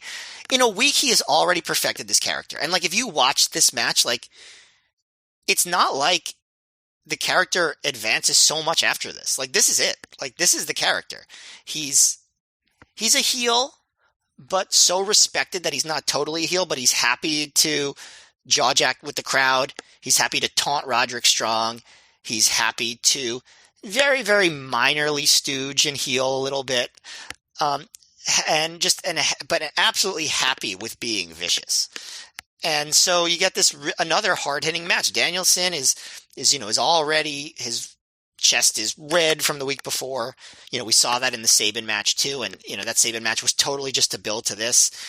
And we get Danielson doing, like, he does some stalling, he gets in the face of fans, but you really get to see Danielson doing his classic dismantling of Roderick Strong. Most of this match is Danielson on offense, just as it was the week before. He's working on his back, pulling at his face. He says he has till 5, which, what a copycat. Copying Adam Pearce, like what a copycat, and BJ Whitmer. He does a thing where he's doing a lot of chops to Strong, but whenever Strong chops him back, he runs away. Which again, something similar from the week before.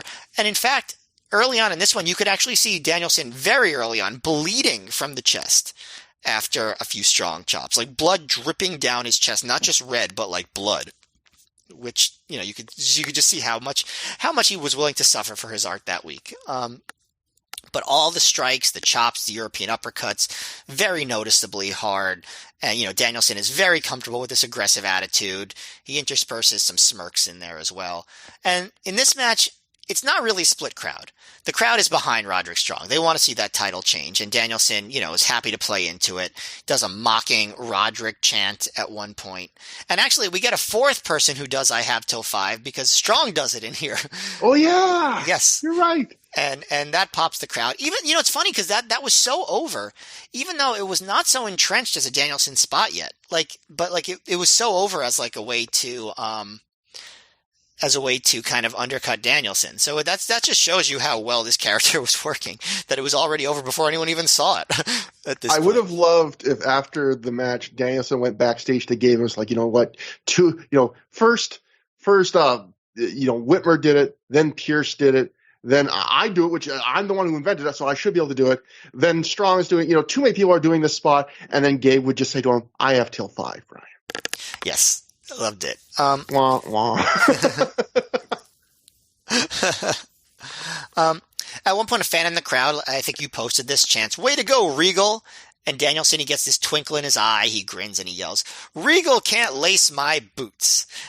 Which, what a week to have that happen. And David Bixenspan actually pointed out on Twitter, those might literally be Regal's boots. Although, I feel like they're different size men, so maybe not. I don't know. But if not, they're definitely a tribute to him because it's those classic kind of maroon tights and matching boots that Regal definitely wore. So yeah, it makes it, and you can tell if this clip, like Brian's got like this shit-eating grin on his face when he says that Regal can't lace his boots. It's almost like he realizes like how fucking ridiculous it is that he's saying that.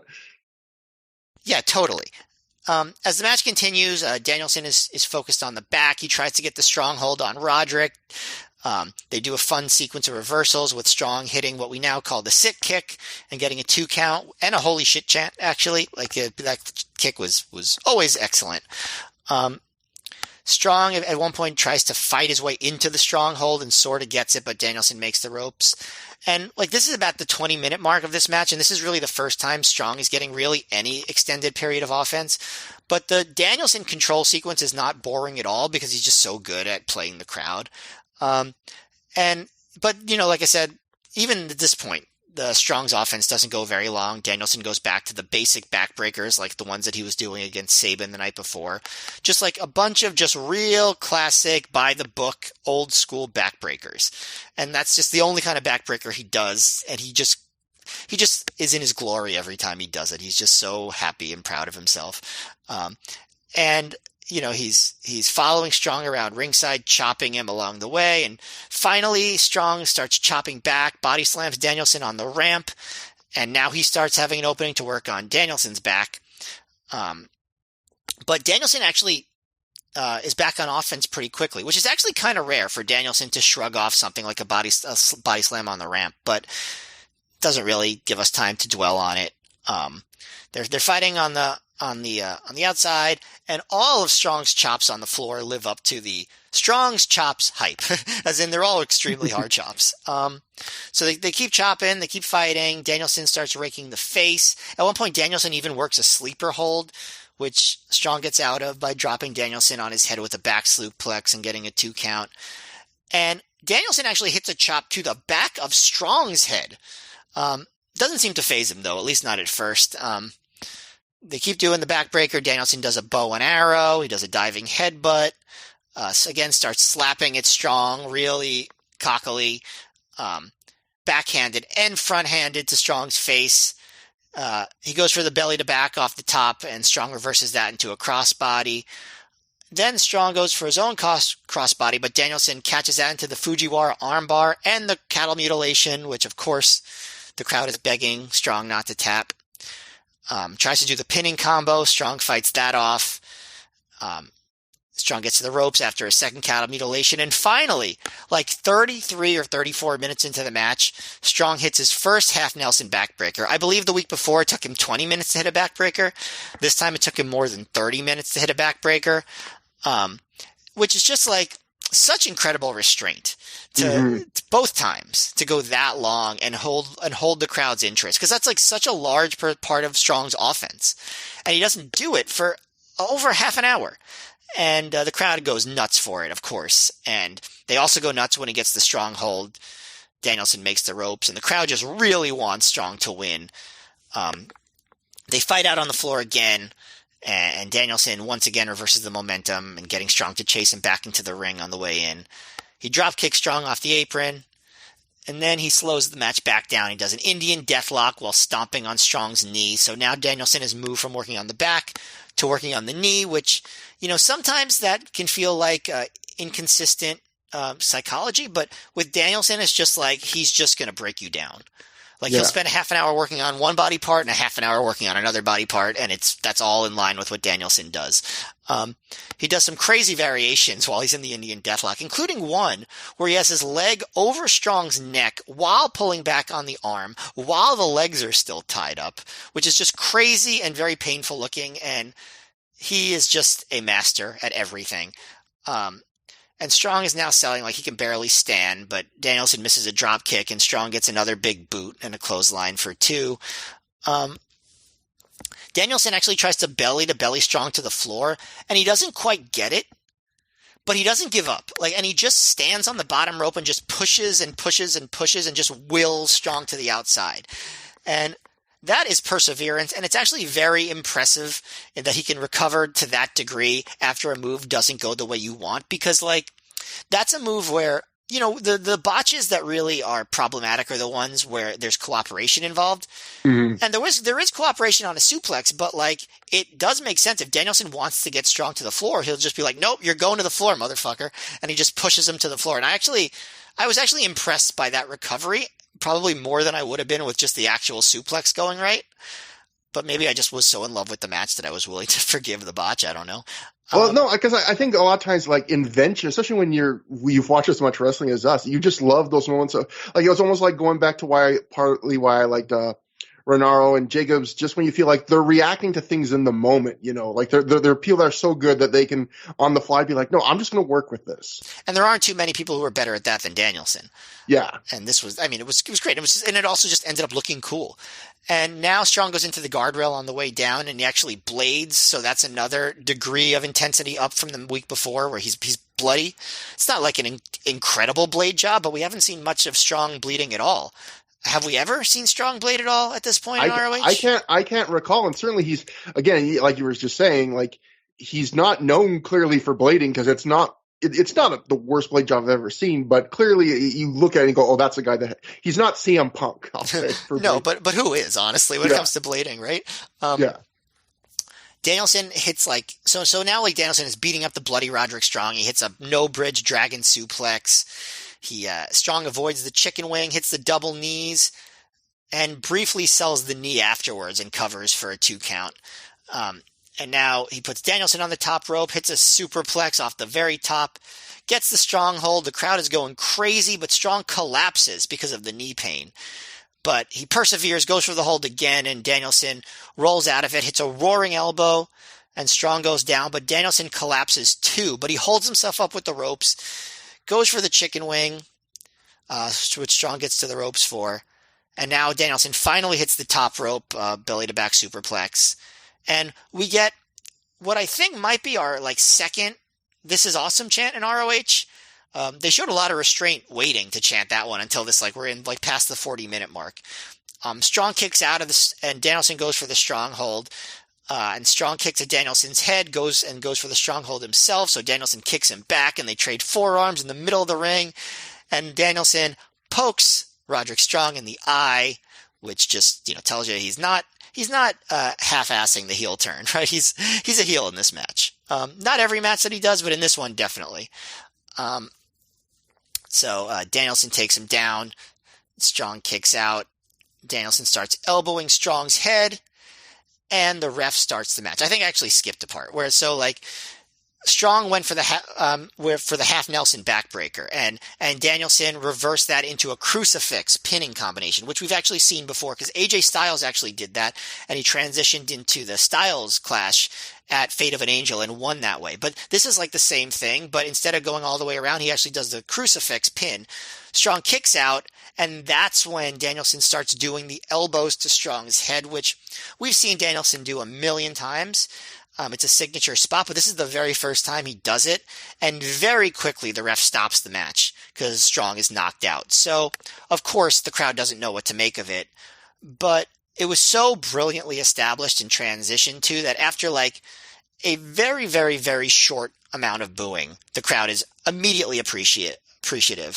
They start applauding. They applaud Roderick Strong. They're chanting 5-star match at one point. Like they don't let the strange finish bother them.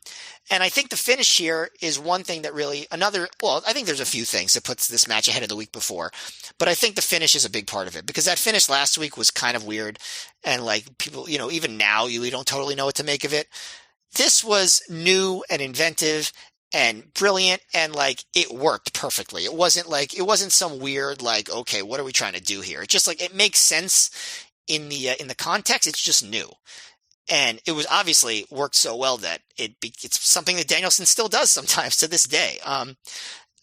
And I feel like it never was done necessarily as seamlessly as it was here.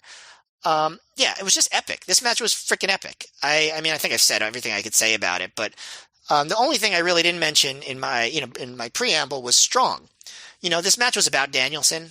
Don't get me wrong, but Strong did such a good job in his role of just being hard hitting, of taking everything Danielson could dish out, and of being a deserving like underdog heroic presence that I think he really did himself a service here too. He really established himself as someone who could have this really long special match and keep up with somebody as brilliant as Danielson.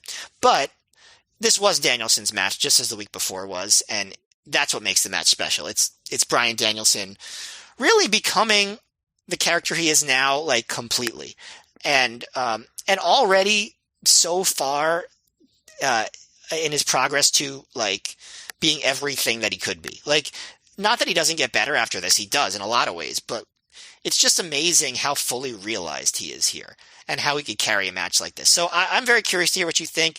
I have a hard time imagining that you will like this match as much as I did because this is like just such a big deal match for me, but very curious to hear your thoughts. I did not like it as much as you, but like I do have some nitpicks. But first off, let me just say this is a great match. I like this better than even like Danielson Gibson. To me, this beats that. This is, and in many ways, it is a better version of the match they had a week earlier. Although I will get into my comparison of that a little bit later. And a lot because, like you were mentioning, there is a lot of similarities between this and the match a week earlier. So I imagine a lot of my reviews going to kind of echo that, but. Because a lot of the great things about that are what were great about the first match. Like, I do think it is kind of ironic that this is the match, that the first Strong Danielson match was on a show called This Means War, because this match feels even more like a war. Even just the visual, by the end of this match, Roddy, who's usually like the cardio master, he's just panting and covered with sweat. Danielson's chest is even more bruised up than it was the week before. It bled at one point, like you mentioned. Like, you just feel the struggle these two, like I feel like there are a lot of matches that feel like an athletic competition. There are matches that feel like a brawl. This match just felt like a human struggle. And the thing I love about these Roddy Danielson matches that no other match in Ring of Honor really feels like them, in the sense of these two, and I've mentioned it before, the way they work with each other.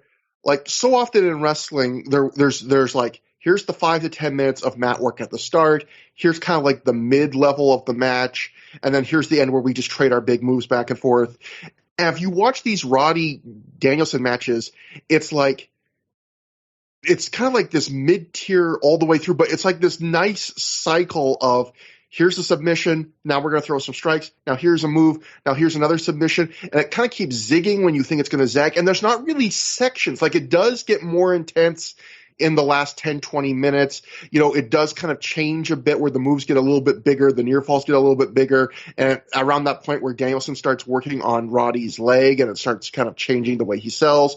But for the most part, like you've mentioned how sometimes, Roderick will pick things up and it feels like he's getting control, and Danielson will cut him off and take it back down again. And this match their matches against each other have a tone and a pace and a structure that no one else in Ring of Honor up to this point really had, which I think is the really cool thing about it. Now, that does lead to one of my nitpicks of this match, which is one thing that when you do a match where it's like, here's the 10 minutes of mat wrestling or 5 minutes of mat wrestling, and here's the more middle point, and then here's the 2-minute strike battle, and then there's the 4 minutes of near falls at the end, that can sometimes become rote and predictable. But one thing it does give a match is it kind of gives it like a real structure that feels like a match is moving on and progressing.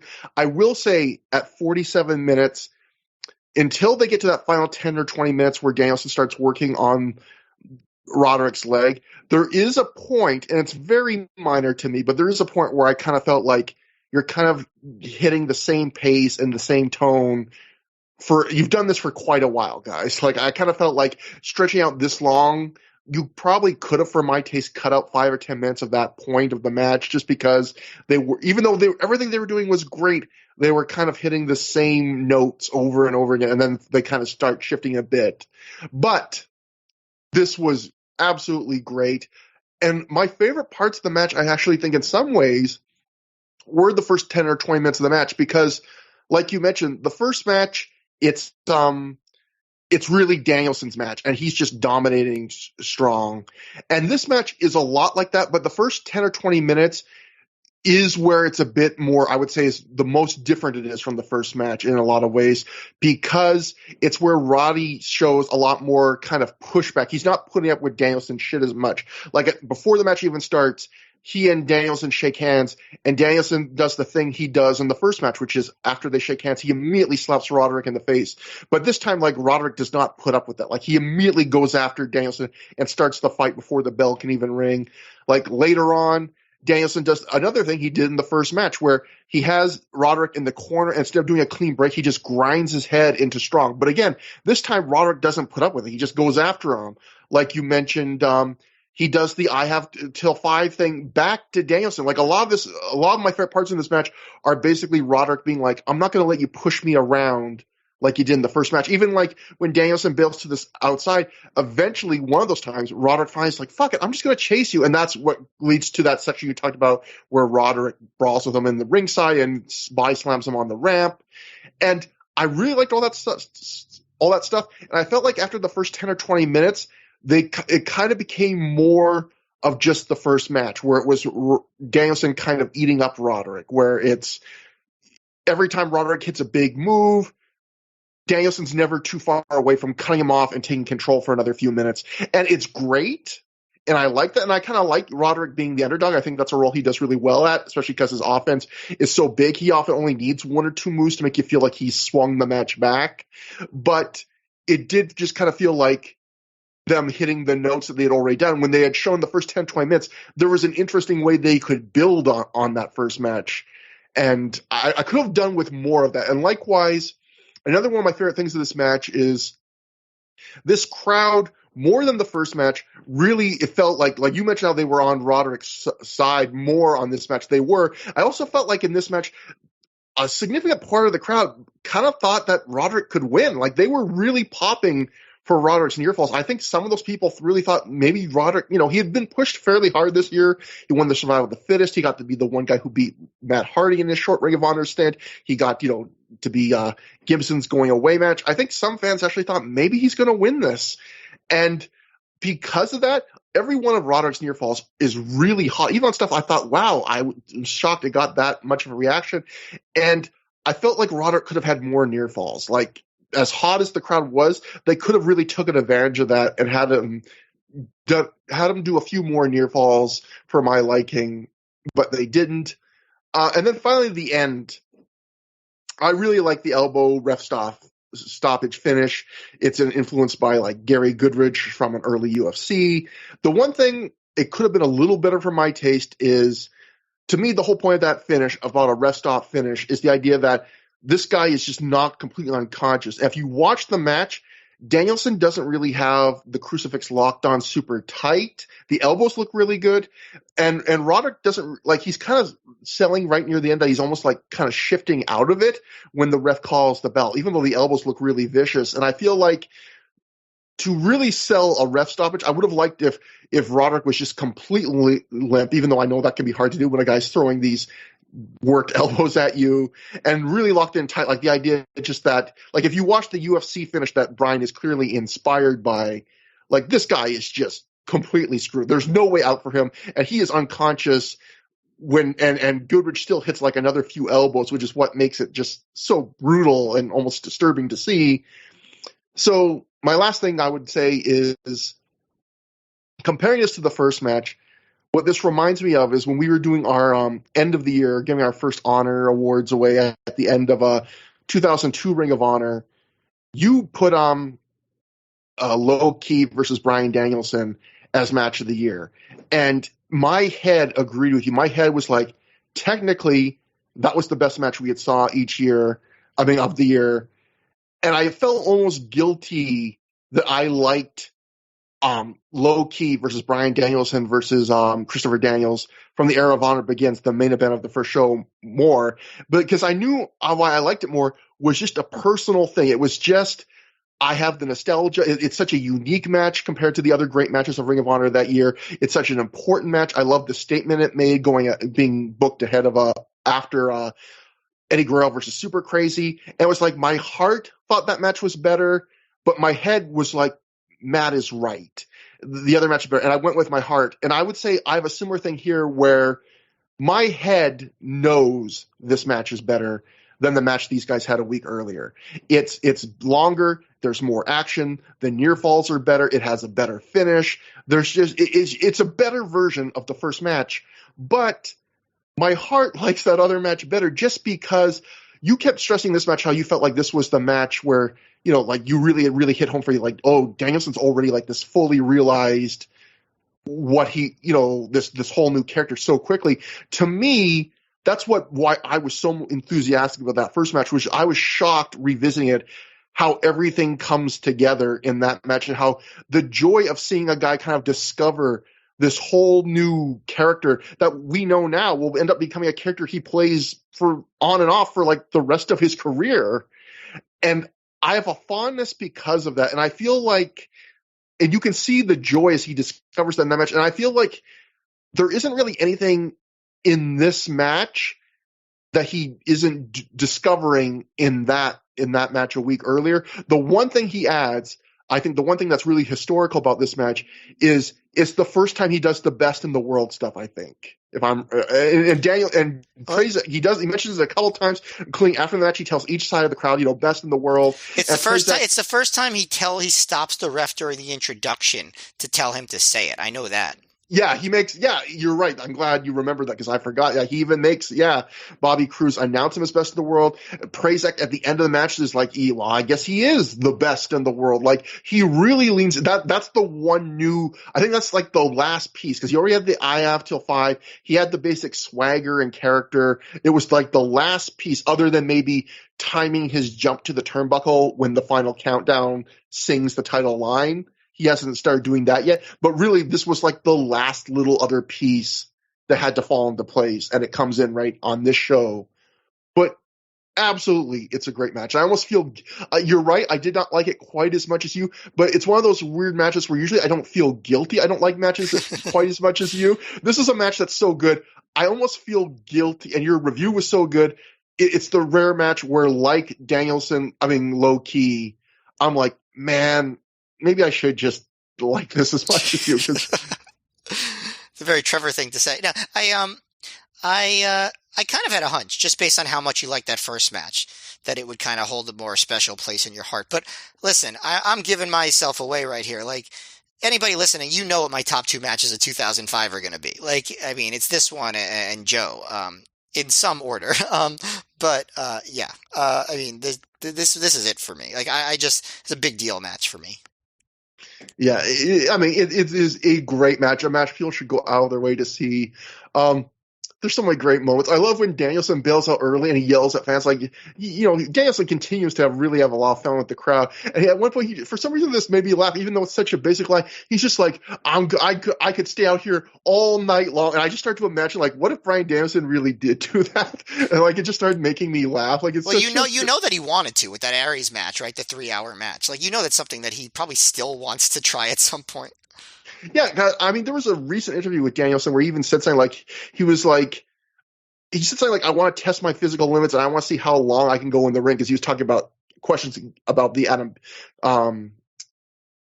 Page match that went an hour. And I was like, oh, there's still a bit. I'm telling you, there's somewhere still in Danielson. There's still that guy who wants to try working a nearly 3-hour long match. Like, that's why he liked the wrestling in front of empty buildings during the pandemic. Because he's like, man, I could really do this 3-hour match right now.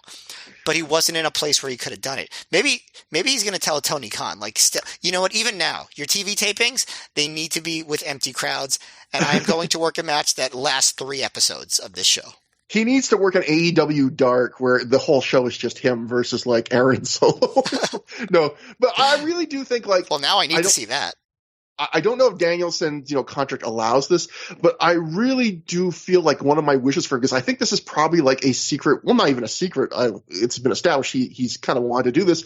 I feel like someone out there, some indie, should book. I mean, Dr. Keith, if you're listening, get on the horn. Should book like Jonathan Gresham versus Danielson and just tell Danielson, I know you used to want to do this. Like, how about we just give you the whole show? Like, go nuts. Try and make a match 3 hours long work.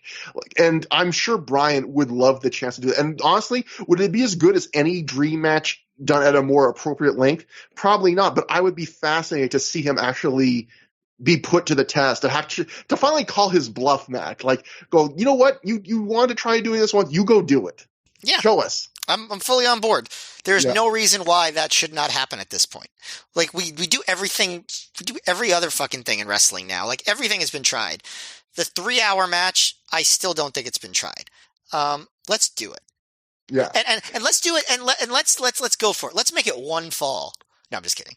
Because then originally his idea with Aries was 3 falls, right? And each one would be like an hour, and like 2 would go to the hour time limit, right? Yeah. It's like, he could try that, but like a 1 fall 3-hour match might even be even more fun. I don't know. You know what? Danielson will figure it out. I have faith. But should I read what he wrote about this match? Yeah, go ahead.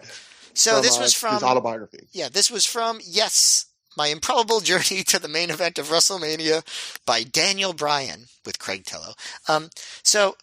Trevor had read in the This Means War episode from the book from like right before this about the finish and the booking of the first match. So this is what he says about the second match.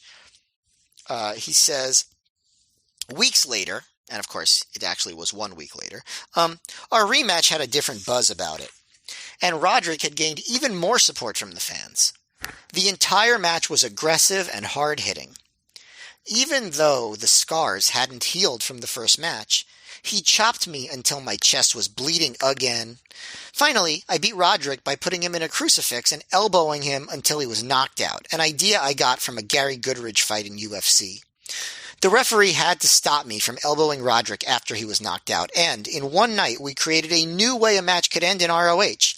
A referee stoppage. The fans didn't understand it at first, and some were pissed off. But you have to take chances sometimes, and this one made my matches ahead much more interesting. When I competed in Ring of Honor, my character was much different than how I've become to be known in WWE. Within WWE, I've constantly been portrayed as an underdog. In ROH, I wasn't a small guy compared to the other guys, especially those last couple of years when I was the top guy. Whomever I was facing was actually the underdog. One of the more popular things people would chant over and over again toward my opponent was, "You're going to get your fucking head kicked in." It originated in England for soccer and got popular for wrestling in Ring of Honor. My style was more technical wrestling, but brutal, incorporating a lot of MMA movements into what I did, like the repeated elbows or repeated stomps to the skull, Ring of Honor's crowd saw me as a badass with a big beard and a shaved head. Well, that big beard and shaved head was pretty short-lived in ROH, to be fair. But, it's interesting because now he's back not being an underdog again. And it's funny because, he was really good as an underdog. I love his WWE stuff. I'm not one of the people that shits on his run there, in terms of what he did, not necessarily in terms of how he was booked the whole time. But yeah, he's better as the dominant guy. It just makes a lot more sense for him. And thinking about it in ROH, there were very few matches where Danielson was presented as the underdog. The obvious ones that stick out to me are the Morishima matches. Yeah. But I can't think of too many more matches, honestly. Maybe a couple of the Nigel matches later on where Nigel was a full-on heel. But in general, Danielson was the dominant guy. And he's great in that role. And I never thought I'd get to see him do it again. So it's really cool that AEW is having him be that guy again. That's honestly the best part of his comeback run, because I completely agree. That's not even a dirty little secret, I would say, but that's the thing about Danielson is he's actually way better as the front runner and the favorite in matches and the guy who's kind of controlling. And in WWE, even though I agree his work was great there, but yeah, I completely agree with you. It was kind of sad to see him always stuck in that same character, because in WWE, no matter how hard they push an undersized guy, they will only push them as some flavor of the underdog, to some degree or another. And that's why, even when Low Key went to WWE, and obviously that went horrible for him, but even when people were maybe they could get him pushed, I was always even if they did push him, they would never push him as the Low Key I actually like seeing, because, they would have to try and make him the underdog, and maybe Low Key could figure out a way to work engaging matches that way. But just because you're small doesn't always mean your best suited style is the underdog. Some small guys are great at kicking ass, and it's just sad that for so many years he wasn't allowed to really do what I think you and I agree is the thing he did absolutely the best. Yeah, Vince McMahon just will never see things that way. I do wonder, if Danielson had been able to, go to NXT for a little while, at the peak of NXT, if he would have been able to play some version of this character, but probably not even there. Yeah. And, yeah, it's also fascinating, again, one of the things I love about Danielson, the idea that, he would never settle for just having one finisher be over, one type of finish. He would always, I always talk about this. He got the airplane spin super over. Now he's just tossing that away, because a lot of wrestlers, if they discovered an airplane spin type move that got such big reactions every show, they'd be I got to do that the rest of my life, every match. And now he's screw that, screw the cat of mutilation. I've got to get something new over. I want to try something different. He was always restless like that, which I think is really cool. It's a trait that is consistent in a lot of the greatest artists. You're not going to be satisfied with a pat hand. You want to find something new because you're an artist, and you're creative, and creativity is what drives you. We have a few other comments. Listener, Supersonic, aka Rick Kobos, aka the Lapsed Robot, he now does reviews of these early Ring of Honor shows for PW Ponderings. He sent us a lengthy thing of the show, and we always love whether we use a little or none or all of it when we get live reports or live thoughts. And I took a little snippet from him here that I thought was appropriate. He wrote, "But to this day, the 47-minute Ring of Honor title match between Bryan Danielson and Roderick Strong remains the greatest match I've ever seen in person. This match is my pick for the greatest facial expressions of Danielson's Hall of Famer career." And I agree. That's another thing. I thought Danielson's facial expressions in this match were really, really good. Even moments where he's in a submission where he finds a way to look in pain but also angry at the same time that a submission is even being done to him. I just noticed little things like that I thought were really good. But then going to the Observer, and this is where we get to something I think I alluded to on their last match that we would get to. This is it's time, Matt, to criticize the criticizers again. So we'll go to first the Observer. Dave Meltzer wrote, "Bryan Danielson beat Roderick Strong in the match they were supposed to do last week, going 47 minutes, 25 seconds. The idea was to make everyone think they were going 60 minutes, but not, so people will believe a long match can end at any time. Strong was bleeding from the face and mouth and being hit by elbows from the top by Danielson until the ref stopped it as Strong was out. Danielson's chest bleeding from the match last week and this week. Missing a word there, Dave. Danielson worked as a heel champion again, and they held back as Strong didn't even use one backbreaker until the 34-minute mark. I heard people who totally loved the match and others who just liked it. And then we go to figure 4. World title match was weird. Brian Alvarez writes, they did a match last week and it quote-unquote got out of control. They quote-unquote went home early or whatever, were quote-unquote pissed off at each other, and stormed to the back. Ring of Honor then announced they were doing the rematch, I guess to either A, let the men have the match they wanted to have, or B, to let the men go at it, quote-unquote, for real after quote-unquote fake match, after the fake match got fucked up. Pick your poison. I will say that what they did here, long match ending with a KO finish, was what I believe the plan was for the original match, which for whatever reason didn't go down as planned. All that matters was that they beat the fuck out of each other, and it was apparently really, really great. So we talked about this on the This Means War show. Danielson went into it in his book. We read the excerpt. The ending for the first match was always the planned ending. So it's funny. It's interesting to read like that they really did fool the newsletter writers, because even Brian, who's definitely seems with all the quote unquotes being suspicious of it, even he kind of parrots the line of, well, this was the finish they originally wanted to do in the first match, which again, you read Brian's book, you know, Gabe outright asked them to use that abrupt, like, crossface submission that he apparently first used as a shoot on Strong in a hotel room as a finish for their match. So, like, it's funny that they didn't quite convince, reading all the media from back then, they didn't quite convince everyone, like, for sure, like, oh, the first match ended in a shoot. But they definitely seemed to convince a lot of people that the first match's finish was not the intended finish. Which they convinced people that were not big ROH fans. I remember being on the ROH board back then. None of us believed that shit. We just thought like this was a rematch. They went 10 minutes longer. Then they're going to wrestle again at Supercard of Honor, and they're going to go 10 minutes longer than that. It's not that complicated. Yeah, and it's interesting because I always feel like it was a lot easier and still is a lot easier for smaller companies like Ring of Honor to work the newsletter guys than it would be for, like, not that they haven't also done this, but like the WWE or AEW, because, you know, they're just going to they're watching it less, they're paying less attention to it, they have probably less sources there in some respects, and so they're just going to take more of people's word of mouth stuff. They're just like, oh, Gabe said it wasn't the right finish. Oh, okay, I guess it wasn't. But, you know, yeah, if you're a hardcore fan, like on the message boards like us, watching every show, I think you were more suspicious probably. We go backstage and find Allison Danger and Christopher Daniels.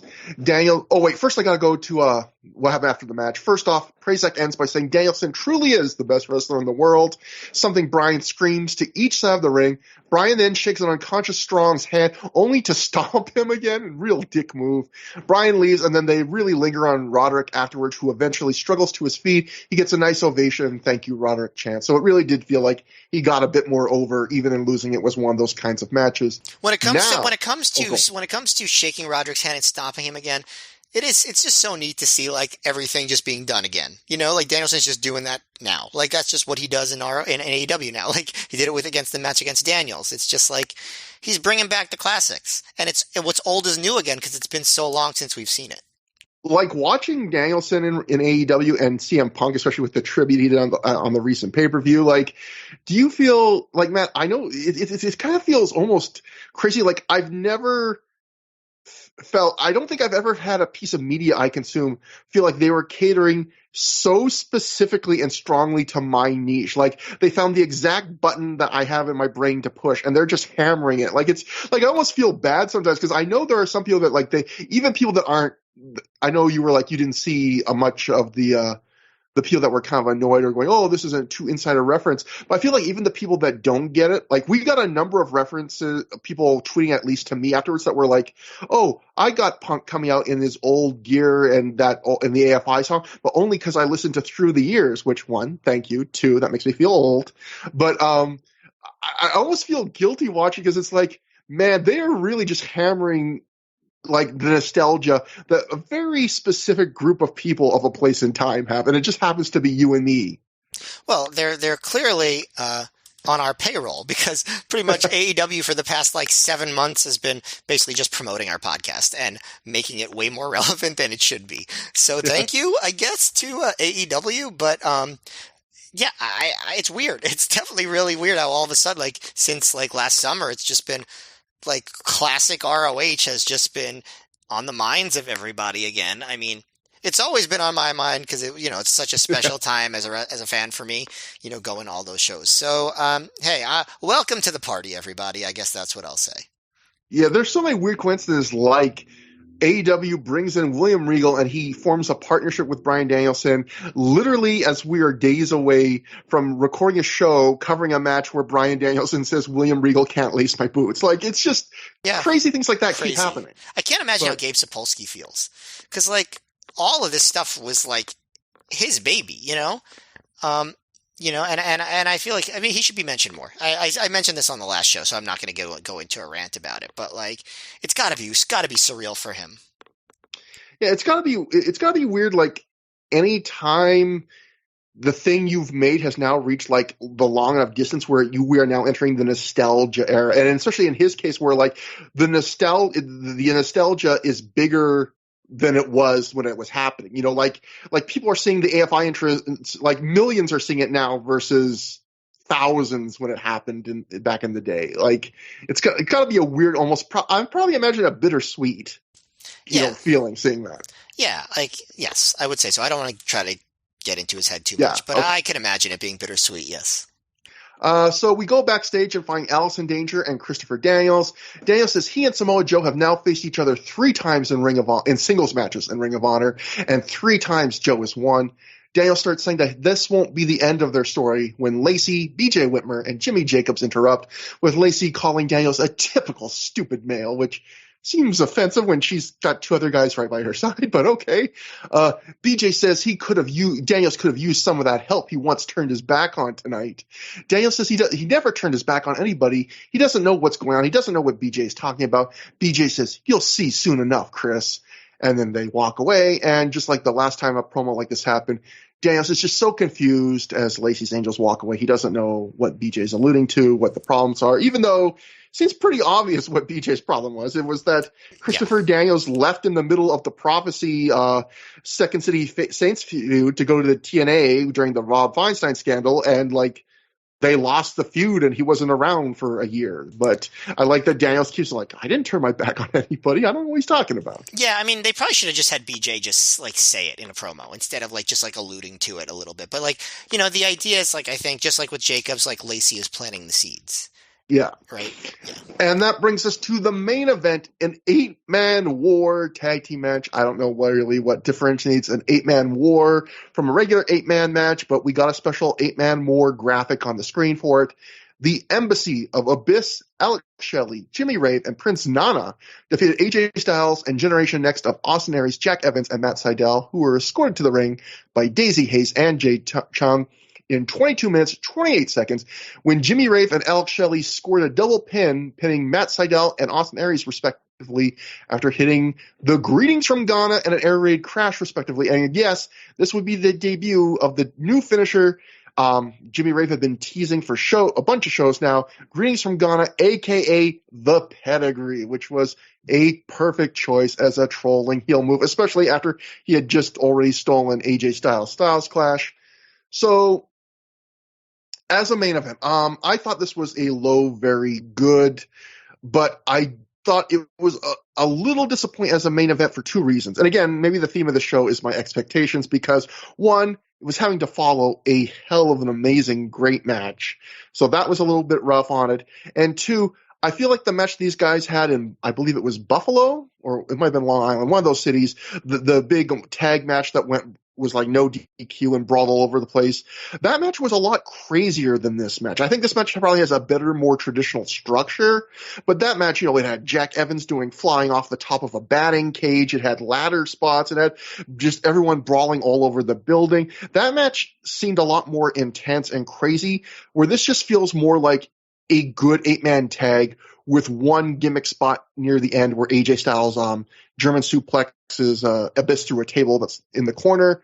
But the structure of this match is good. It's the start of the match, Jimmy Rave gets totally singled out on his team, and Generation Next isolates him in their corner, and they just take turns beating the crap out of him, which is nice. It's nice sometimes to get an early point of a match where like the heel gets kind of his just desserts early. I like that. And it makes for a fun moment where Jimmy Ray finally kind of gets to the position to make a hot tag, but only Nana is on the apron available for it. And Nana drops to the apron and just like refuses to make the tag, which again sells that he's a chicken shit. He's only going to come in when he has the advantage. Again, kind of like the Chad Collier thing earlier. And then after that, we get a section where Jack Evans is the face in peril, which, he's great at. And then we finally get our final few minutes of bigger action where everyone's trading stuff. But again, it's not as big as these teams have had before. It's not quite as big as I would expect for a match in the main event slot. Like, to me, this whole match felt like a really good mid-card 8-man tag that got put in the main event. And of course, the end is the big plot development where Nana drags Daisy Hayes in the ring by her hair, and you think, oh shit, he's going to attack her. And Aries and Seidel go to save her from Nana. And then after they save her, Daisy Hayes turns. She gives them a low blow from behind. She is now a member of the Embassy. The Embassy then get the win after the moves they scored. And and Jay Chung before that, though, tries to attack Daisy. They get into like a bit of a fight, but Nana helps Daisy get control, and Daisy lays her out with the Daisy Cutter. And yeah, it's a good match. I know some people didn't like the overbooking of that, but it spiced things up. To me, that turn gave the Embassy an excuse to win, and there was something at stake. This was a match where instead of doing a coin toss for the upcoming Steel Cage Warfare War Games type match, the idea was the winner of this match got to have the man advantage. So I did like they also gave this match some real stakes, but overall, pretty good match. But I think these guys could go even crazier, in my opinion. I think this is another match I did like more than you. You said this was a low very good. I thought it was a high very good. Not quite great, but a high very good. I just thought they really kept it moving. And it did remind me of the World Title Classic where they put Ultimate Endurance on after the first Joe versus Punk time limit draw. And it's like, damn, how do you follow that? Because, that Danielson versus Strong match was like epic and exhausting. And now they have to follow it. But I thought they did a good job of keeping the crowd. Like, at no point did I feel like this crowd was just drained, Like, I felt like they cared about these characters. And, they definitely were holding back, for sure, in some ways. They didn't do everything they did in that Buffalo match, and they don't do everything they're going to do in the Steel Cage Warfare. But besides the story, I just thought that the wrestling looked good. There was just a lot of cool action. Like, they didn't do everything, but Evans did his space flying tiger drop, twisty splash onto Abyss. I forget, is there a name for that? Where he does the space flying tiger drop, but it's a twisty splash. The spiral tap. Well, no. Oh, wait, no. Oh, the Evans one. No, yeah. I mixed them up in my head. Yeah. God, I keep mixing them up lately in my notes too. Yeah. But no, I don't remember if there's a name for that. There was also another thing where I thought AJ looked pretty good here. Like, again, he doesn't do everything, but like leapfrogging over Abyss, like, damn, like that, even that just like a really cool spot. So like the whole thing where the winner gets the advantage in Steel Cage Warfare, I thought was funny because at one point Leonard's like, because in ROH we don't flip coins, we wrestle to find out who has the advantage, and I'm like, keep that in mind when we have Cage of Death next year. Just keep it in mind. I don't remember what they did for that, but I thought I remembered a coin toss, but maybe I'm wrong. What's wrong with flipping a coin? Like the disdainia in his voice when he said that. I'm glad you brought that up. Like, he was like, we don't flip coins in Ring of Honor. It's like they flip a coin before the Super Bowl. Like, what? Coins are such sports entertainment. You know what I mean? This is wrestling as a sport. I thought Shelley was a lot of fun here. I thought Nana did a good job for what it's worth, like with his stooging and then getting in and doing some of his moves. I will say this. The finish got over with me because I completely forgot about the Daisy Hayes heel turn. Me too. Like I didn't remember that ever happened.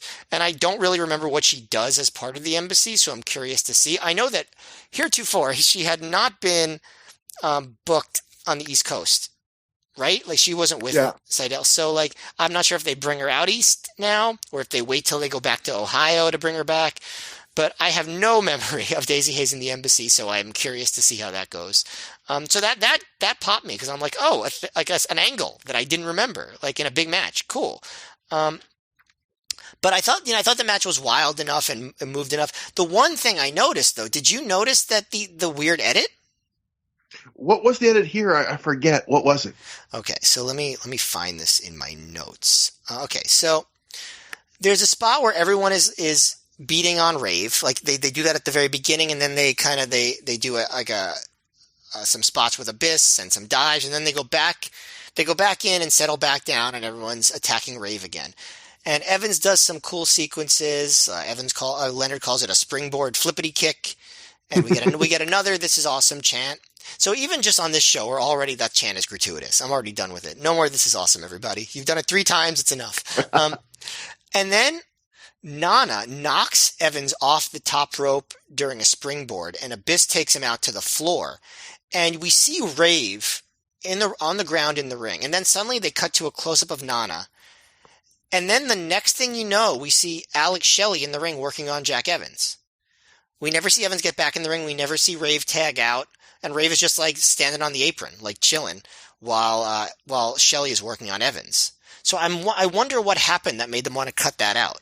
So I may have an answer. I am not 100% sure. I kind of assumed when I put this in my notes that this happened after the match, but maybe it didn't. I'll just drop it in here. So this is from The Observer. Dave wrote, a fan challenged AJ Styles, and Styles told him to hop the rail. He did. Then faster than you can say, bare knuckle beatdown, security took the guy out. Samoa Joe came out and was quite angry, but it was taken care of before he got there. So maybe that actually happened during the match, maybe. I guess that's possible. Dr.Keith will speak to that in his post-show recap. But I thought that edit was strange, noticeable to me. But otherwise, I really enjoyed this. Like I thought it was a quite good match. Yeah, maybe it would have been better in the mid card and then you main event with the super epic classic. But that's not what they did. And I thought this ended up comporting itself pretty well considering the position it was put in. Definitely. After the match, the embassy celebrated together, including Daisy Hayes, who really taunts Generation X. So just to confirm, definitely, like, she's not just turning on them, she's joining the embassy. And we cut to the building after the show. We're still in the building, but the lights are up, the ring is being taken down, all the fans are gone, it's just the students taking it down, and Colt Cabana, who's looking very angry, and he has a big bandage on his forehead from the cut earlier. Colt says Ring of Honor and Chicago are his 2 homes, and he admits he said some words Homicide didn't like. Maybe there was some street ethics, Colt says, that I didn't understand. Things that shouldn't have been said. But Colt says he's a pro wrestler, and nowhere in pro wrestling does it say chairs, tables, duct tape, forks, and scissors. No one in wrestling should use chairs. What is this? This is professional wrestling. We don't use chairs in wrestling. Colt had literally just put Homicide through a table the night before. Colt wonders where it stops, and he points to his bruised and marked up eye. Colt says something clicks when a man bleeds and tastes his own blood.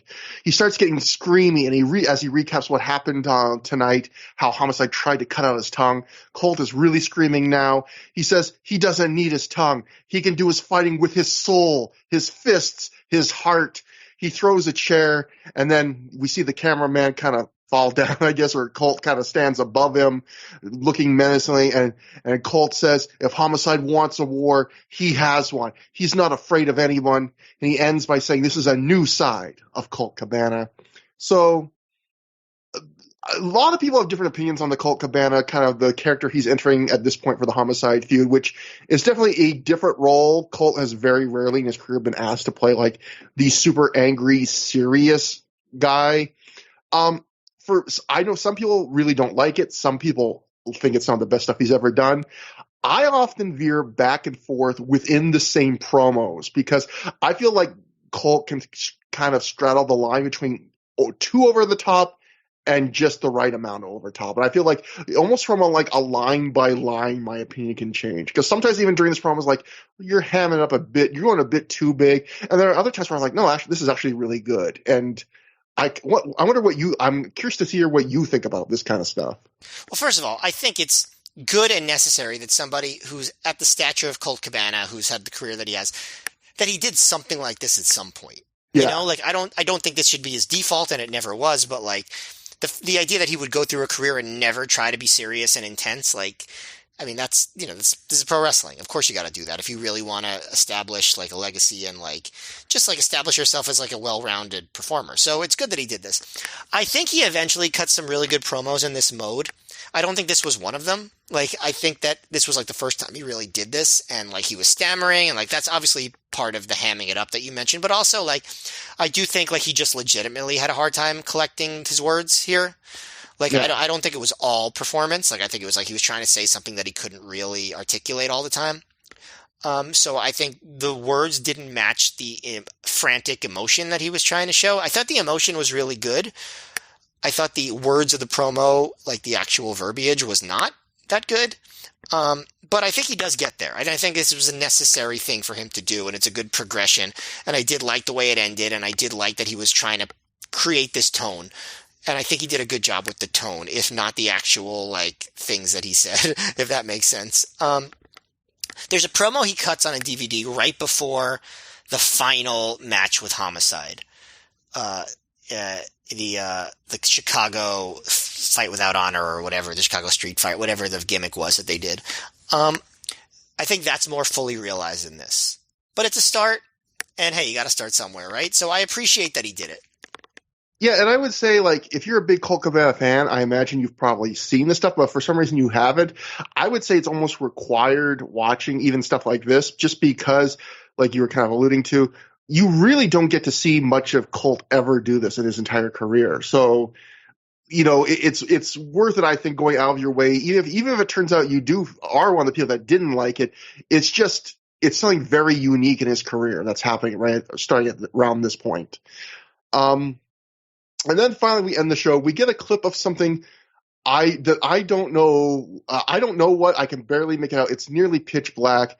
A Gabe voiceover tells us that cameras didn't catch it, but Roderick Strong and Jade Chung were attacked in the parking lot, and Jade is injured. Gabe says we will have an update on the next Ring of Honor home release.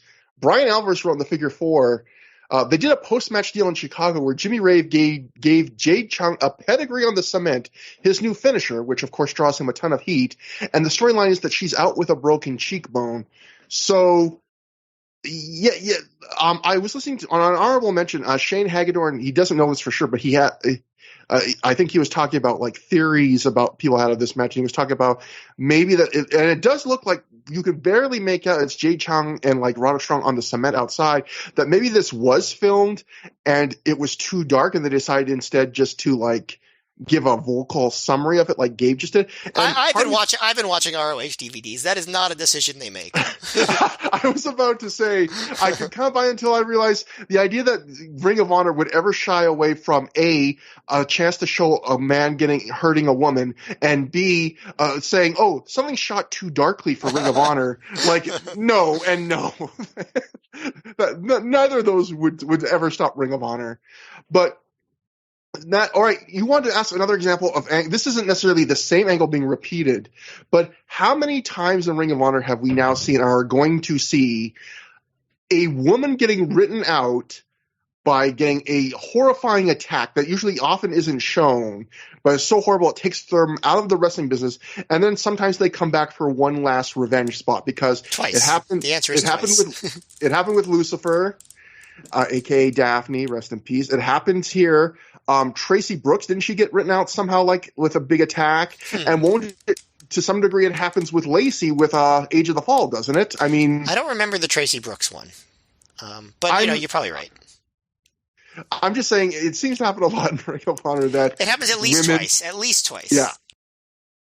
If nothing else, this is note for note the Daphne angle, basically, in some ways. Yes. But Except it would be, although I think Roderick Strong would have done not as good of a job as CM Punk as doing the thing where he interrupts everybody because he's desperate to find out who hurt Jade Chung. Although I guess it's not a mystery here, right? If Strong was attacked too, he probably knows who did it. Yeah, I mean, they say right in the angle. It's, I mean, at least Brian Alvarez had the scoop that Jimmy Rave gave a pedigree, so on the cement. So either way, that brings us to the end of Vendetta, and Matt, you know, want to know your thoughts, but I think it's safe to say this was a pretty damn good wrestling show. Yeah, I mean, I liked the undercard less than you did, and I liked the big matches a lot more than you did, or more than you did, maybe not a lot more. So to me, this was those three matches, and especially the title match, like put this on a high level for me. One of the better shows of the past few months of shows that we watched. So yeah, this was. I mean, this is a must see. I mean, not every match, but the title match especially, and then. If you're watching the Joe match in the main event, like you'll be having a good time too. So this, yeah, it was just, this is great. This is I don't know if it's a show of the year contender for me. Honestly, it's probably not, but it's just a tier below that. Yeah, this is one of the better shows we've seen in months. I agree. It has almost everything. Like for me, from a good show, I want like a good up and down card, which I think, this was, I do like the undercard, like you said, a bit more than you, but I liked it in the sense that it wasn't full of really good matches, but it was full of like matches that were trying to entertain in other ways, like we talked about. It has two at least very good. I think some people might find them to be great matches. I know you thought the Daniels Joe match was, but one match I can't see anyone not thinking was really great with Roderick and Danielson.